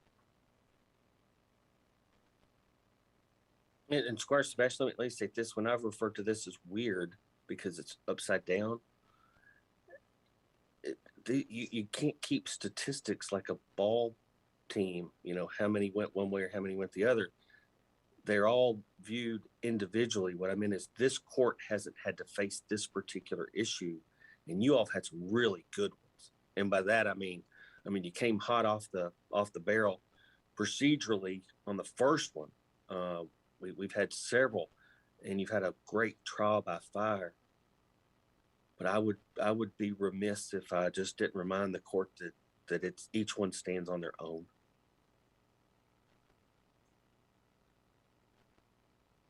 And again, I wasn't being specific to this instance. I was just asking general information based on an amount of history of staff working with a variety of individuals who've cycled through the planning commission, obviously. Yes, Thank you. Thank you. Okay. Are there any other questions? Everybody understand what we'll be voting on in just a few minutes? Are there any other questions on that? So if you don't, when we get to it, we'll open it back up and make sure everybody understands what we'll be voting on. All right. All right. I don't see any other questions. So let's move to the next item. Mr. Mitchell, are you on? Yeah, I'm here. Can you hear me? All right. This next item is authorization to advertise for sealed bids for bridge design to replace Lebanon Road Bridge, Sheep Pen Road Bridge, Bridgeport Road Bridge, and Pea Ridge Road Bridge. You got a good load of bridges there, my friends. All in a good district. Yeah, all of them are out there. There you go. John? Yeah, these are the top on the list. I know there's all this talk of the money coming down the pipes. This might get us ahead of the game if we go ahead and try to get some design work done for these so we can be prepared. I probably, it's taken 6, 8 months to get design done on some of these, but if we throw them all together, we may get a little better deal on a package deal. You know, I don't know, or we can pick one or two out. It doesn't matter to me, but I mean, they need to happen. And this is a good opportunity to go ahead and, you know, get the ball rolling and, like I said, maybe get ahead of the game. Okay. Squire Moore? Yes, that P Ridge Bridge, it's a little early to worry about it, but it was named after Zach Pulliam and Darcy Moore, who both worked very hard to get that bridge built. And I want to make sure that when they do, if they do replace that bridge, that the nameplate is moved to the new bridge. As my grandfather and one of his best friends. So just putting my 2 cents in. No kin? What? No kin? Yeah, it's my grandfather. Okay, I thought you said best friends. Darcy Moore. Okay, yeah. My brother's namesake. Okay, all right. Squire Muller. Thank you, Judge. Hey, John, I'm gonna keep asking because we took a field trip out there 2 or 3 years ago. Where are we at on that sidewalk on the bridge at Forks of Elkhorn that we have rebar sticking out of? Could that be added in here somewhere before somebody gets hurt? Not on our project, no. That's a state problem. That's a state bridge. We don't have anything to do with that. No, that's a state issue. We can't do anything with it on our end. Can you do me a favor at some point and try to check back with them? I thought last year that they said it was on their list to fix, but I haven't heard anything else. I haven't either, Squire Muller. I've sent them pictures. I've talked to them personally. So I don't know what, John, you and I both will check on it again. You're exactly right. I know that they're aware of it because they've gotten back with me on it. Squire Sebastian. Yeah, I'll check with them. Thank you, Judge. I know Squire Moore mentioned the nameplate. It seemed like there was a nameplate on another one of the bridges. So my presumption was in his question, if the nameplates would be moved for them all. So I just want to make sure that they're all covered in that. Thank you. John, as we move through this, 1, 2, 3, 4 bridges, you know how things go. Rarely do you get everything you ask for. Is there one that's worse than another that that we would go, this is the first one, this is the second one, this is the third one? But I don't want to go that route, but is there one that is worse than all of them? Yes, in my opinion, and going by the states, what they're telling me on their inspections and talking with them, you know, the way I've got them listed in order there, the Lebanon Road, you know, that's been one of the biggest talked about ones over the past couple of years because of the emergency vehicle traffic. That one, I think they even switched a fire truck around to make it lighter to get over that bridge. But that one has a lot of value there. But that's my top pick, yes, is Lebanon. Okay. Squire Sebastian?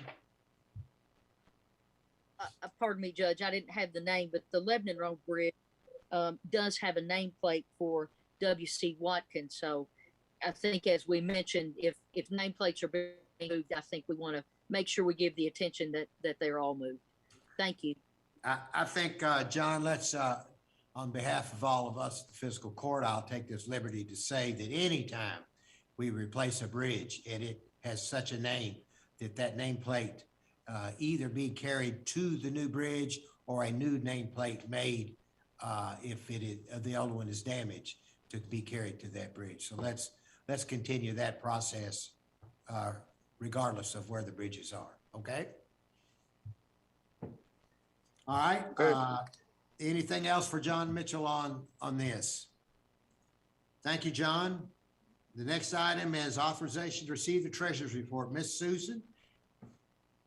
Good evening, Court. Are there any, I don't have any specific highlights to share. I'll gladly accept questions about any areas of questions or concerns on the report. Okay. Don't see any, so let's move to payment of claims. Ms. Susan or Tambra?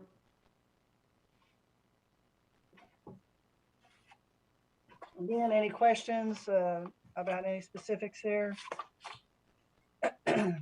I'll make one comment that Southern Health Partners, as you probably know, we do have a new contract, but they're lagging on their billing so I think that should be the final one with them for the medical at the jail.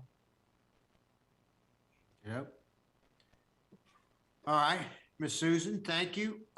Let's go to other business. And in other business, it looks like we're going to have a discussion of a proposed ordinance adding land use of residential recovery facilities as a conditional use. Mr. Hewitt, we had quite a lengthy discussion last court meeting, and we want to hopefully come up with some ideas and a direction for the second reading on December the 17th.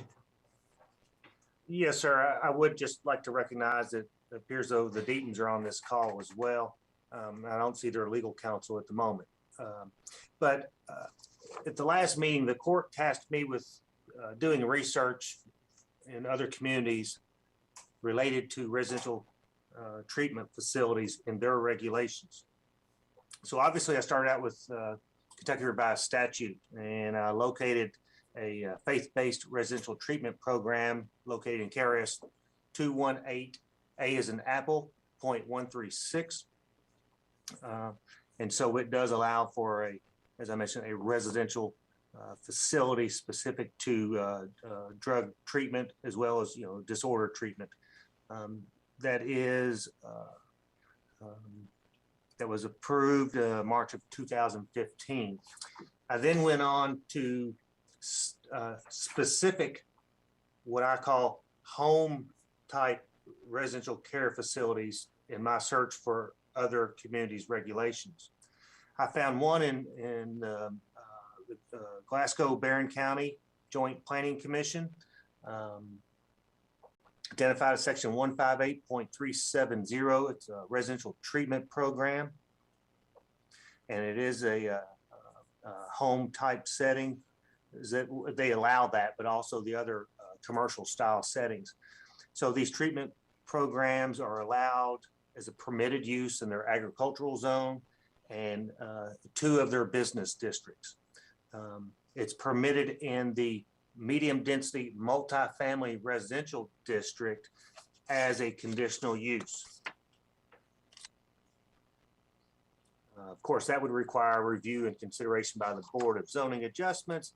And it also further states that the board may attach any stipulations deemed necessary to ensure the essential character of the vicinity of the neighborhood, and that no threat to the general safety, health, and welfare of the public will occur. The next location I found was the Bowling Green Warren County Joint Planning Commission. And in their land use table, they identify a group living category. And when I go to that, an example in item D under group living, it states examples of group living include fraternities and sororities, group homes for the physically and mentally disabled, some residential programs for drug and alcohol treatment, and alternative or post-incarceration facilities. So that activity is a conditional use in their agricultural zoning, 2 of their multifamily residential zonings, and 2 of their office zoning districts. It's a permitted use in their professional office, general business, their commercial district, as well as a historic district. So outright permitted use. And that's Bowling Green, Warren County Planning Commission. I also looked at City of Nicholasville. I looked at Henderson County and as well as Scott County and their zoning regulations. And only Scott County I could locate that. And it depends on how the administrator interprets the use. But in Scott County, they allow hospitals in their agricultural district, rural residential, and as conditional uses. And then their neighborhood commercial district is a conditional use, but a permitted use in a professional office and their business park zoning districts. So I tried to get a variety, but more so it was difficult to find the true home style residential facilities. As it relates to kind of what we all see on TV, you see advertised, one that I see quite often watching the news is a addiction recovery care, or ARC. And they have over 30 facilities in central and eastern Kentucky. So I did go onto their site to take a look at the types of facilities they have. If you go to their site, they've got locations called Karen's Place, Beth's Blessing, Bella Grove Springs, and on and on. So when I went to those images, 6 out of those 9 facilities were in actual single-family detached homes. The other 3 in this example were true commercial buildings, what appeared to be in commercial districts with asphalt parking lots and detention basins and the like. I went on to another, what I call a commercial style facility, and it's called Stepworks. They have locations in Bowling Green, and that's a commercial building. They have 2 locations in Elizabethtown. Those are in commercial buildings. They have 1 in London, Kentucky, and that's a very nice single-family detached home. And then they have a location in Nicholasville, which appeared to be a row of apartments, single-story apartments. And I do want to go back to the ARC facility. They advertise to be a faith-based organization. So perhaps they may fall under that KRS provision that I started out on the presentation with. So in summary, I guess what I have to say is it's kind of all over the board. They're in homes, they're in businesses, business district, professional office. It seems to be sort of an open book, and some communities seem to recognize them specific in their regulations, and others just kind of either make interpretations or just kind of let it happen. But you know, there are slight differences in way the zonings look at them. But you know, I could see an administrator view it as a hospital or a care facility and not dive deep into the drug treatment kind of thing, because in my research, drug treatment and emotional treatment appear to be grouped together. So I hope that research helps. I did covered as much as I could, and I'm happy to answer any questions. Ooh, that's a lot of information there. Thank you. I believe Squire Tracy was first. Thank you, Judge. Robert, thank you for your due diligence. Would you mind sending me that information? That I'm the one that mentioned that. If you don't care, can you send me that information that you looked up and gathered?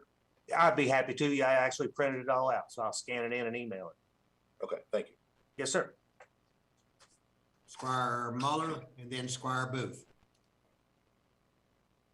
Thank you, Judge. I was going to ask Mr. Hewitt. Yeah, I didn't see it in our packet, so I couldn't really follow along. So I think the whole court would like to see that information. And I looked on the email, and it looks like we received something at 4:45 today. I guess a letter of support, it looks like, but there's nothing else in there. So just information in the hands are better. Thank you. I sent out Scarmuller earlier today. Mr. Hart sent me some information and asked me to forward, and I did. Later, at another time this afternoon, which was pretty late, he sent an additional document for me to send out to the court. So that's why that information was not in your packet. It was just received late today.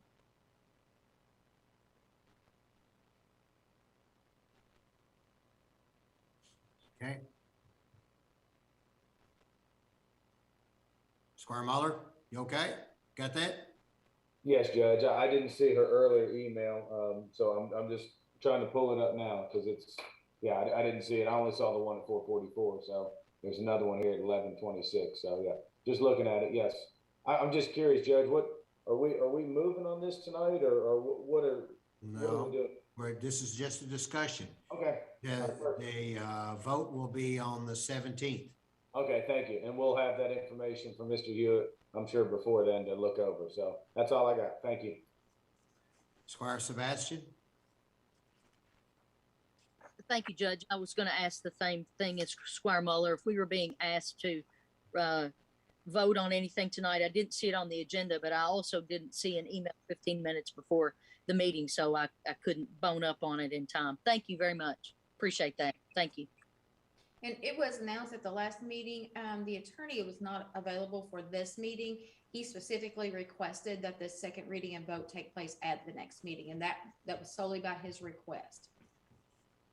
Squire Moore? Understand that. It's just when you don't have the opportunity to review the material. So I'm glad it's not on the agenda tonight. Thank you so much. Thank you. Squire Moore? Is my understanding what we were going to do tonight was decide or at least discuss what zones we might allow this in if we don't want, and I definitely do not want it in all the ones they've got listed. I agree. So that's where we need to go tonight, I think, is come up with what zones we would want this to be allowed in, or even for special uses. Okay. I didn't resend it out. But if we don't have the opportunity to really review this rather than on the fly in the meeting, that may make it tough. Squire Moore. Doesn't for me. I want to restrict it very much. So professional, mostly professional only, not agriculture, not rural residential, just the professional zoning. So doesn't make it that difficult for me. Squire Blackburn? Make sure. I always tend to talk before I've unmuted. Thank you, Judge. I think we need to be really careful about this one. There's a lot of research-based evidence saying why that these folks have come and decided that these zones are the ones that they're searching out to do these types of residential facilities. I know I take it personal. I've got loved ones that have been saved because of facilities like this. So my biggest concern, and I've heard a lot of input from the community, is I want to make sure that no matter where we decide this is going in a zone or not, that it does come before the public at every occurrence, that it's not a staff decision. Because I think each individual location is unique and will form its own challenges and its own attributes that would make it the right place. So I think we really need to handle this one carefully and make sure that we don't put up barriers that aren't needed, but at the same time, we put provisions in place that we can watch this closely moving forward. That's a good point. Mr. Hewitt, wasn't it agreed upon that every time there is a request for this facility, it would be a conditional use, it'd have to go back through the process? That was my understanding. It would be a public meeting before the Board of Zoning Adjustments, advertised in the newspaper 14 days in advance of the meeting, and all adjacent property owners would receive a written notice on county letterhead 7 days prior to the meeting. Yes, but it would not come back before fiscal court. It'd be correct. That is correct. Excuse me, the letters are 14 days. I'm sorry. But the conditions would be administered or applied to the application via the Board of Zoning Adjustments. Is that what you're saying, Robert? Not the staff? The board would impose conditions, and then it's staff's responsibility to enforce them. Okay. Robert, as I think all of you have, and now this is just a thought to try to expedite, especially our next meeting. We have this document that was given last meeting about the county, an ordinance amending the Franklin County Code of Ordinances. This one And on the second page, it lists all of our zones. Is that correct, Robert? And could we go through, or if not tonight, have this is what I'm talking about. I know it's too hard to see, but here are all the zones and where some things are offered. And so if we could go through that and look at that, and then we would just up and down vote on, okay, are there 4 votes for, it goes AG, RR, RA, RB, RC, RS, RD, RL, RH, RM, PO, CL, CG, CH, IC, and IG. So those are the land use codes. And that might be easier than for everybody to start looking through it. And maybe we could do that by consensus. Robert, just a thought. What are your thoughts? Yeah, sure. Yeah, that's fine. You know, as I pulled the table up, what you all have from the prior meeting, you know, this falls right in line with the research I did. You know, obviously the commercial style buildings and the examples that I will forward to you are in the commercial districts and potentially the industrial districts. And then that one community, I forget which it was, only allowed it in one single family detached zoning district. And, you know, like I said, it was a very nice home. And then professional office, which would be also a commercial style building. So when we say, based on my research, a residential recovery center does not mean a single family home. Okay. So I would just ask the court to keep that in mind when you go across this category, because it's many structures, many things, and they offer different services. So I think it's a great opportunity, yes, to go and start to hash this out.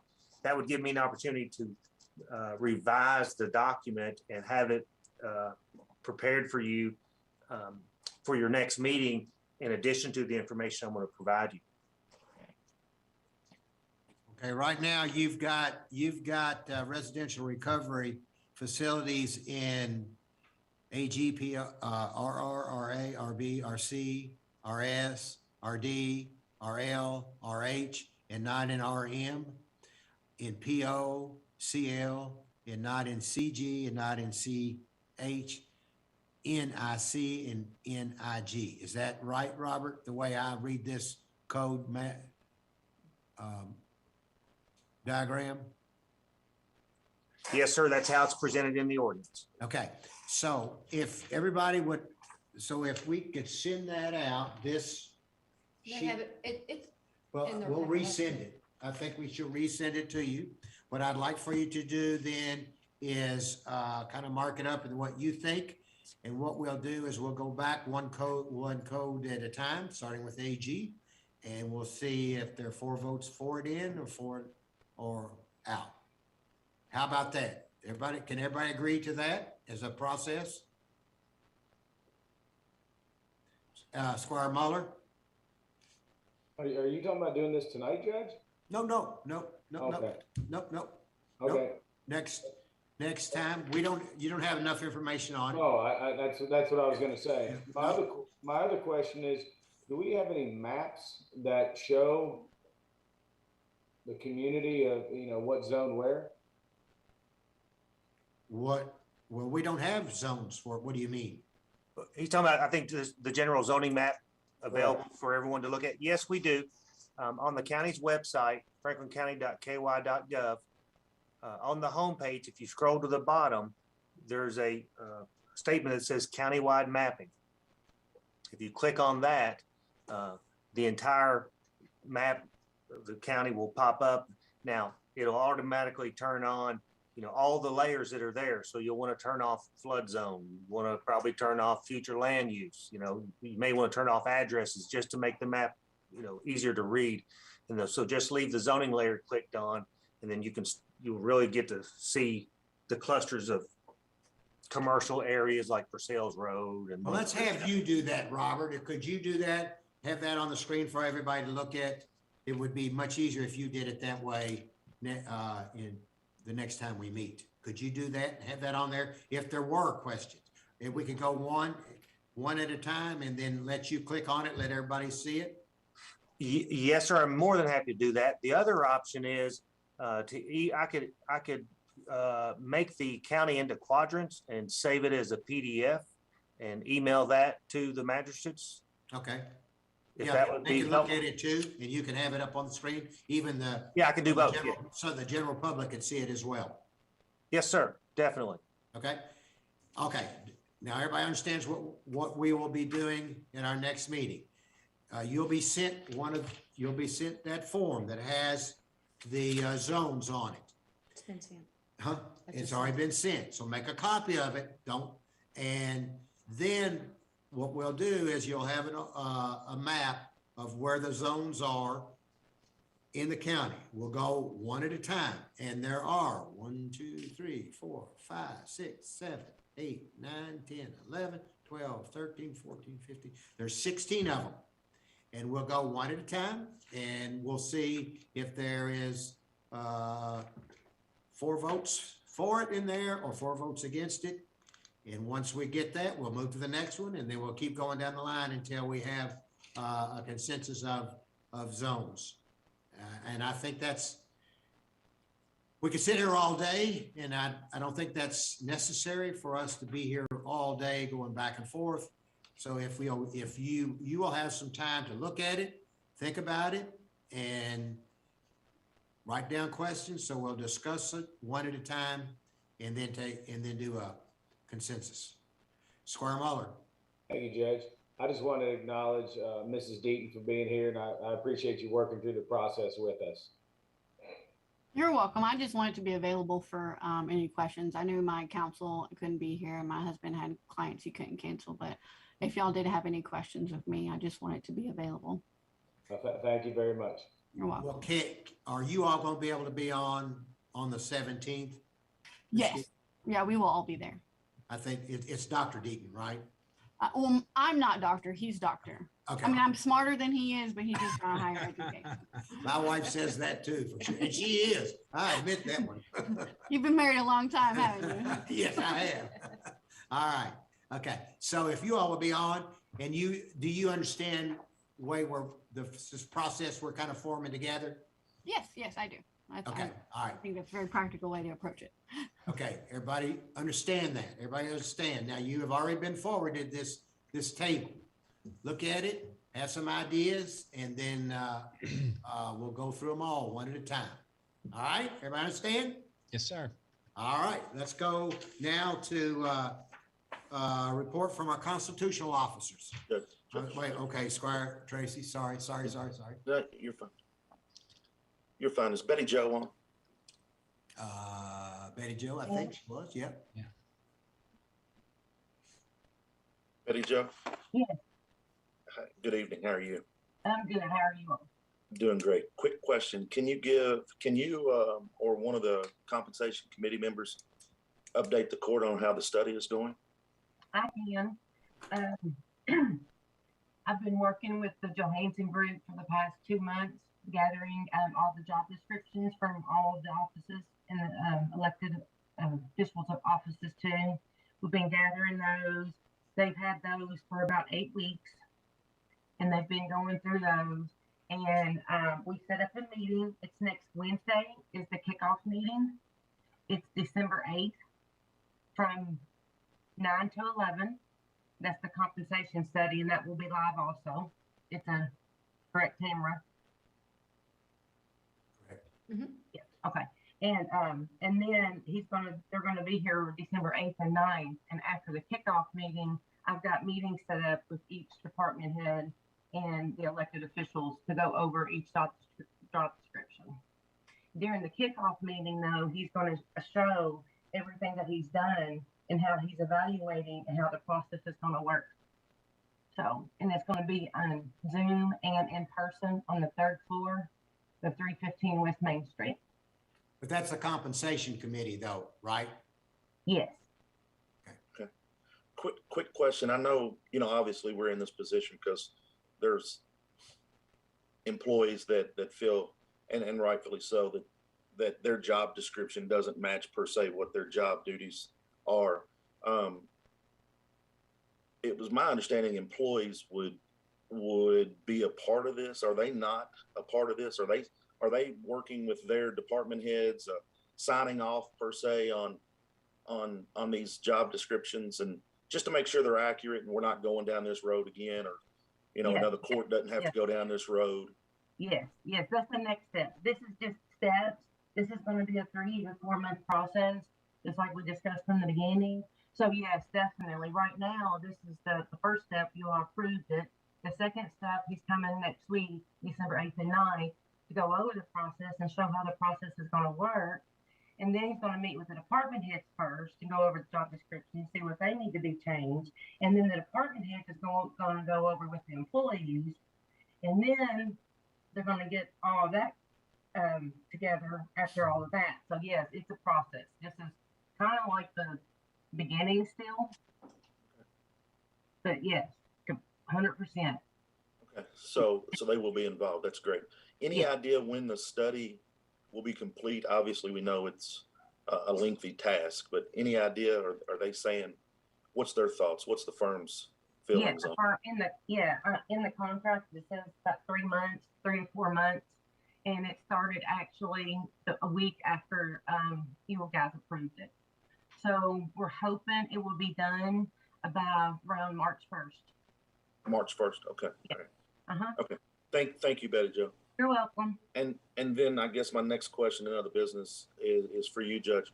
Obviously, later this month, the sheriff and clerk will be presenting their budgets to the body for approval. Has a COLA been recommended to them?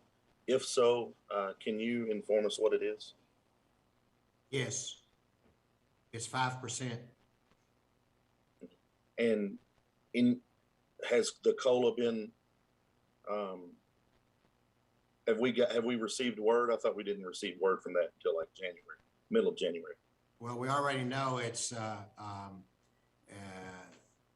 the very least, it's 5%. Right now, it's over 6%. Okay, thank you. Squire Sebastian? Thank you, Judge. And our HR director may have answered this question. I received an email about a job evaluation meeting, and it included what appeared to be office heads. So is that we're not actually performing job evaluations, I'm presuming, because when I saw that, I thought, why are we doing job evaluations with office heads? So the reviewing the position descriptions, is that what this is? Yeah, it's not job performance evaluations, if that's what you meant. Yeah. No, absolutely not. No, that's just the terminology I guess they're using, evaluating each job. Okay. But no, ma'am. Yeah, that just it struck me as kind of odd, but okay, that's helpful. Yeah. I have a couple of other items here, maybe for this. I know we had discussed at our last meeting in the administrative code, the procurement amount. We had discussed about having it on this agenda, and I noticed it wasn't on our agenda. Is there I guess it come up at another meeting? Yes, ma'am. I banked that one because of the length of the meetings that had been discussed. It's a simple change. And I couldn't get on there with the discussion on Hickman Hill and everything else without getting us out on the same day. So I'd ask that not to be held, and I'll bring it back on next week for consideration. It's just 6 words, but those 6 words tend to take up a lot of time. So next meeting. And then there was a property discussion that had been held in closed session, and it was brought up. And then I think Squire Moore was the one at our last meeting who said he would like a closed session put on this to discuss it again. So I wasn't sure. I didn't see that on here. And then I have one other item. Can somebody help me with that one? Yeah, I thought it was clear that we said you didn't want to sell the property at this point in time. You wanted to hold on and not sell it, so that's why I didn't put it back on. Okay, thank you. It just helps me. I just didn't understand. And then the last thing, I've been appointed by the court to the Rosin Board. So I wanted to give an update about how the funds that have actually been spent at this point out of the two pots that Fiscal Court authorized and shared with Rosin. So there was a utility pot of $25,000. So far, a total of $16,536.04 has been spent, aiding 55 children and 65 adults for a total of 121 individuals. That leaves the balance in that fund for just utility assistance at $8,463.96. The second pot of money was for rent and utility assistance. That was a $50,000 pot. Thus far, a total of $44,409.34 has been spent, aiding 83 children and 113 adults for a total of 196 individuals in Franklin County. That leaves a balance remaining to be spent in that pot at $5,590.66.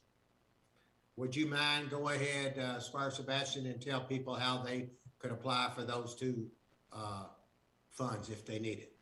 Absolutely. You can reach out to the Rosin Board. You can also reach out directly through a church that you may be affiliated with, and then what will happen is the Rosin Board will forward that information. The church will forward that information on to the Rosin Board so that it can review the information and then reach out should it need other assistance in making its final decision. And they really are encouraging individuals to reach out through churches at this point, through church organizations. And certainly Dr. Brewer, who was on here earlier, could echo that. He sits on the board with me. So. Okay. And since we're on monies to help people in our community, any update on the CDBG monies through community action? Yes, Karen Leverins from Bluegrass Ad will be joining us on the 17th. We'll have all of our documents. We'll actually have a resolution in place on that agenda to amend the $200,000 into our budget, because that's a requirement of the CDBG. And she will explain the process of application at the meeting on the 17th for the public's information. Okay. Nope. I'm sorry. Can our grants administrator say that one more time? I just want to make sure I understood. Yes, the CDBG utility assistance that we've been awarded for $200,000. Right. The paperwork and documentation for those types of grants is very lengthy, and the city had also asked us to hold back so that we could begin our programs at the same time, because they also have a CDBG grant for that. Karen Leverins will be joining us on the 17th. We'll also have a resolution on that agenda that will amend that $200,000 into our budget, because that is a requirement of the CDBG. And Karen will explain the process so the public can hear how they need to go about applying for those funds. And that would be through the Bluegrass Community Action Agency. All right. Thank you. I just wanted to make sure. Thank you very much. You're welcome. Yeah, this is a separate pot of money, but it is monies to help people with rental assistance, right, Ann? No, this is just utility assistance. Just that's right. Yeah, I'm sorry. Yeah, it is just utilities. That's right. Okay. Okay, so we have a couple pots of money left from Rosin, and we got some new monies coming in a couple of weeks too. Great news to help our people in our community. All right. Let's see. Constitutional offices. Anybody? Department reports, committee reports. Charlie, you want to talk? Don't we have a Parks Committee coming up next week?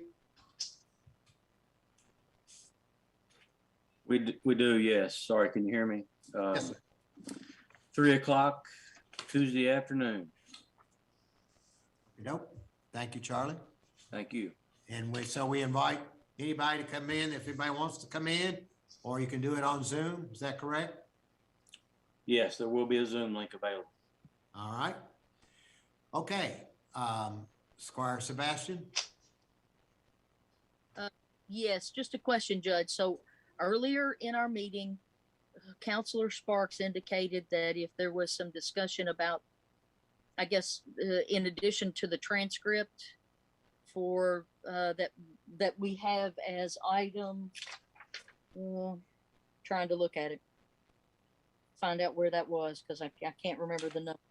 Item 7.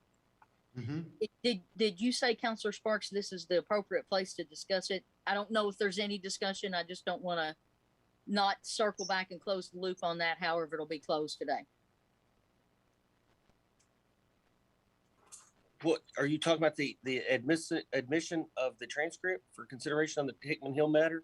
You said there may, so there's that. That's already on our agenda. You said that there was another matter we may have to take up in other business if the court tends to close the loop. So is this the right place to get that? Okay. I'm sorry, ma'am. My apologies. In the event that you're correct. Let me just get checked up. However, it'll be closed. I don't know. On the first matter to perfect the record is the admissibility of the transcript. If you choose not to admit the transcript, then the court has no additional evidence for which to evaluate the recommendation of the Planning Commission, and the matter dies. If the court seeks to admit it, and you probably should, just because you went to the trouble of asking for it, presumably you've read it, and it does serve some purpose in the future to perfect the record. Then at the next step during the open court voting session, if somebody wants to entertain, and I think the judge has it under other business, to open up other business for a first reading, you can do so. If there is no vote to open up other business, then we go about the day. If there is a vote to open up other business, then you vote for first reading. If there's no vote for first reading, then you go about your day and you go on. If that's the question of, is this the point to discuss whether or not there is a necessity for other business? Yes, now's the time to discuss it. But again, the vote to do that will be in the voting session. Was that convoluted enough to answer everything? That's what I aim for. Okay. Okay. All right, let's go to the voting session. All right. All right, ladies and gentlemen, if you've been watching, you've watched us go through the work session for December the 2nd, 2021.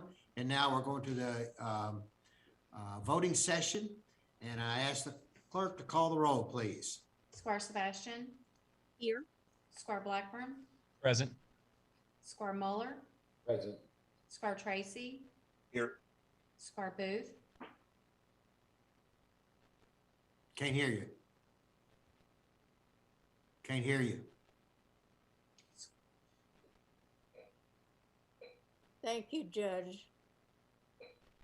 Present. Thank you. Squire Moore. Here. Judge Wells. Here. All right, if you would, let's please stand for the pledge, and Rob from Stewart Home School will be leading us in the pledge. Hi, my name is Rob. I'm Stewart Home School. I pledge allegiance to the flag of the United States of America and to the republic for which it stands, one nation, under God, with liberty and justice for all. All right. Thank you, Rob. We appreciate it. Good job. Great job, Rob. Thank you. The first item on the agenda is authorization for approval of the minutes from our regular meeting of November the 19th, 2021. Is there a motion? So moved. Second. Moved and seconded. All right. Thank you. Call the roll. Squire Sebastian. Yes. Squire Blackburn. Yes. Squire Muller. Yes. Squire Tracy. Yes. Squire Booth. Yes. Squire Moore. Yes. Judge Wells. Yes. The next item is authorization to declare property as surplus with the disposal by auction and proceeds to go to the sheriff's vehicle maintenance line. So moved. Second. Moved and seconded. Call the roll. Squire Sebastian. Yes. Squire Blackburn, Yes. Squire Muller, Yes. Squire Tracy, Yes. Squire Booth, yes, Squire Moore, Yes. Judge Wells. Yes. The next item is authorization to approve a resolution authorizing the filing of a supplemental application for 2022 Household Hazardous Waste Management Grant Funds with the Kentucky Energy and Environment Cabinet Division of Waste Management. so moved, Second. Discussion? Call the roll. Squire Sebastian, Yes. Squire Blackburn, Yes. Squire Muller, Yes. Squire Tracy, Yes. Squire Booth, yes, Squire Moore, Yes. Judge Wells. Yes. The next item is authorization to approve a resolution authorizing the filing of an application for grant funds with the Kentucky Fire Commission Personnel Protective Equipment Grant Program for the Franklin County Fire Department. So moved. moved. I think I got. Well, I'll second if somebody's Okay. moved before me. Did you get it? I got Squire Moore is making the motion, Squire Booth as a second. Is that correct? Yes, Yeah. Okay. Call the roll. Squire Sebastian, Yes. Squire Blackburn, Yes. Squire Muller, Yes. Squire Tracy, Yes. Squire Booth, yes, Squire Moore, Yes. Judge Wells. Yes. The next item is authorization to approve an interlocal cooperative agreement with the Frankfurt Plant Board for an infrastructure project extending broadband service to the unserved and underserved areas of Franklin County. So moved. I heard, Second. I don't know who. Okay, Who made the motion? I heard Blackburn. Blackburn. Okay, and who was the second? And Moore. Moore. Blackburn and Moore, okay? Okay. Okay? Call the roll. Squire Sebastian, This offers a tremendous opportunity to give accessibility to the superhighway to our community. So I am a yes. Squire Blackburn, I just want to echo Squire Sebastian's comments. It's a tremendous opportunity. It's a tremendous opportunity for the students in our school system here in Franklin County, and I'm a resounding yes. Squire Muller, Yes. Squire Tracy, Yes. Squire Booth, present, Squire Moore, Yes. Judge Wells. Yes, and I want to say to the people that in our community, and especially those in the unserved areas of Franklin County, that today is a first step to start the process to get you internet service, and we're excited about it. As I said, this is the first step, so there are many other steps to go. It's not going to happen in the next month or two, but in order to take a second step, you have to take a first step. So bear with us. We are going to be going after as much money as we possibly can, and we're going to be working as fast as we can to get this done to help all of us in this community. So with that, I vote yes.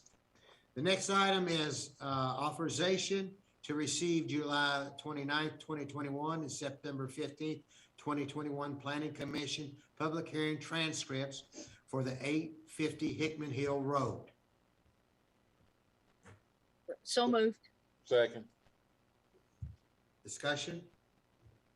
Call the roll. Squire Sebastian, Yes. Squire Blackburn, Yes. Squire Muller, Yes. Squire Tracy, I need to recuse myself. Squire Booth, no, Squire Moore, Yes. Judge Wells. Yes. Now, let's make this clear, Mr. Sparks. If someone so moves Mr. Rick Sparks, if someone moves when it comes to other business, somebody all right? I'm sorry, I thought I heard somebody hurt or scream.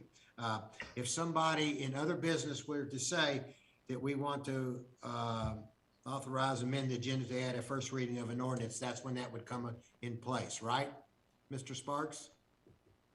That is correct. The next phase, if you choose to do so, is to open up other business for consideration as a first reading to move it along. Okey-doke. So we'll get to that in just a moment then. All right, the next item on the agenda is authorization to advertise for sealed bids for bridge design to replace Lebanon Road Bridge, Sheep Pen Road Bridge, Bridgeport Road Bridge, and P Ridge Road Bridge. So moved. Second. Squire Moore, I figured I'd you were second gonna. it. No, first and second if I could, Judge. Okay. All right. Call the roll.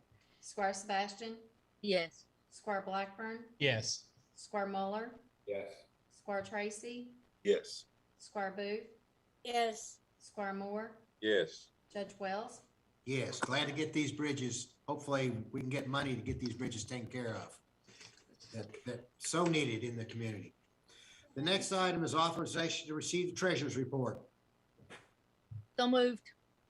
second, All right. Any other questions? Call the roll. Squire Sebastian, Yes. Squire Blackburn, Yes. Squire Muller, Yes. Squire Tracy, Yes. Squire Booth, yes, Squire Moore, Yes. Judge Wells. Yes. The next item is there a motion to deny any of the claims? Hearing none, let the record reflect claims are to be paid. The next item is there any other business? I'll make a motion, first motion to, whatever Mr. Sparks said, however I need to do that. Two. First reading. Oh, man, don't you say you'll make a motion, whatever I said. That thing gets scared real fast. We gotta be more specific than Don't know that. the correct Merry verbiage. Christmas to us all. So the motion needs to be authorization to amend the agenda to add a first reading of an ordinance. We need to Thank open you. up other business first. And- Would that be your motion? What you said, correct. And if that is approved, then that means that we will have a, Well, first we need a motion to go into other business, don't we? And that's what I just said. That was it, yeah. Yes, authorization to amend the agenda to add a first reading of an ordinance. If that is approved, then the judge will read the first reading of the ordinance amending and so forth. okay, so the vote here would be an authorization to amend the agenda to add a first reading. Did we get a first and a second on that? Squire Muller has made the motion. Is there a second on it? I'll second. Okay, we have a first and a second on it. All right. Clerk,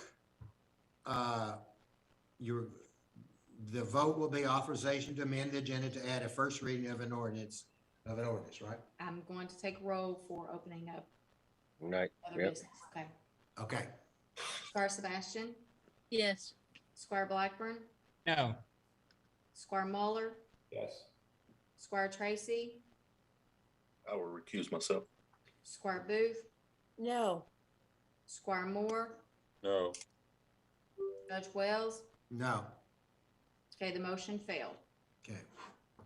Thank you. Okay, the next item is authorization to adjourn, is that correct? That is absolutely correct. Okay, So moved. authorization, Squire Moore, Second. Squire Muller, second. Call the roll. Squire Sebastian, Yes. Squire Blackburn, Yes. Squire Muller, Yes. Squire Tracy, Yes. Squire Booth, yes. Squire Moore, Yes. Judge Wells. Yes. All right, ladies and gentlemen, we've had a very lengthy discussion. We're getting out here in record time, only 2.5 hours, and that's great. So Merry Christmas to all. Happy Thanksgiving in the past. So this is great present for our community and all of us that we get out of here a little earlier. God bless everybody, and we'll be back again on the 17th of December at 9 o'clock in the morning. So with that being said, everybody be safe and take care. Thanks everybody for watching. Thank you all. That was easy.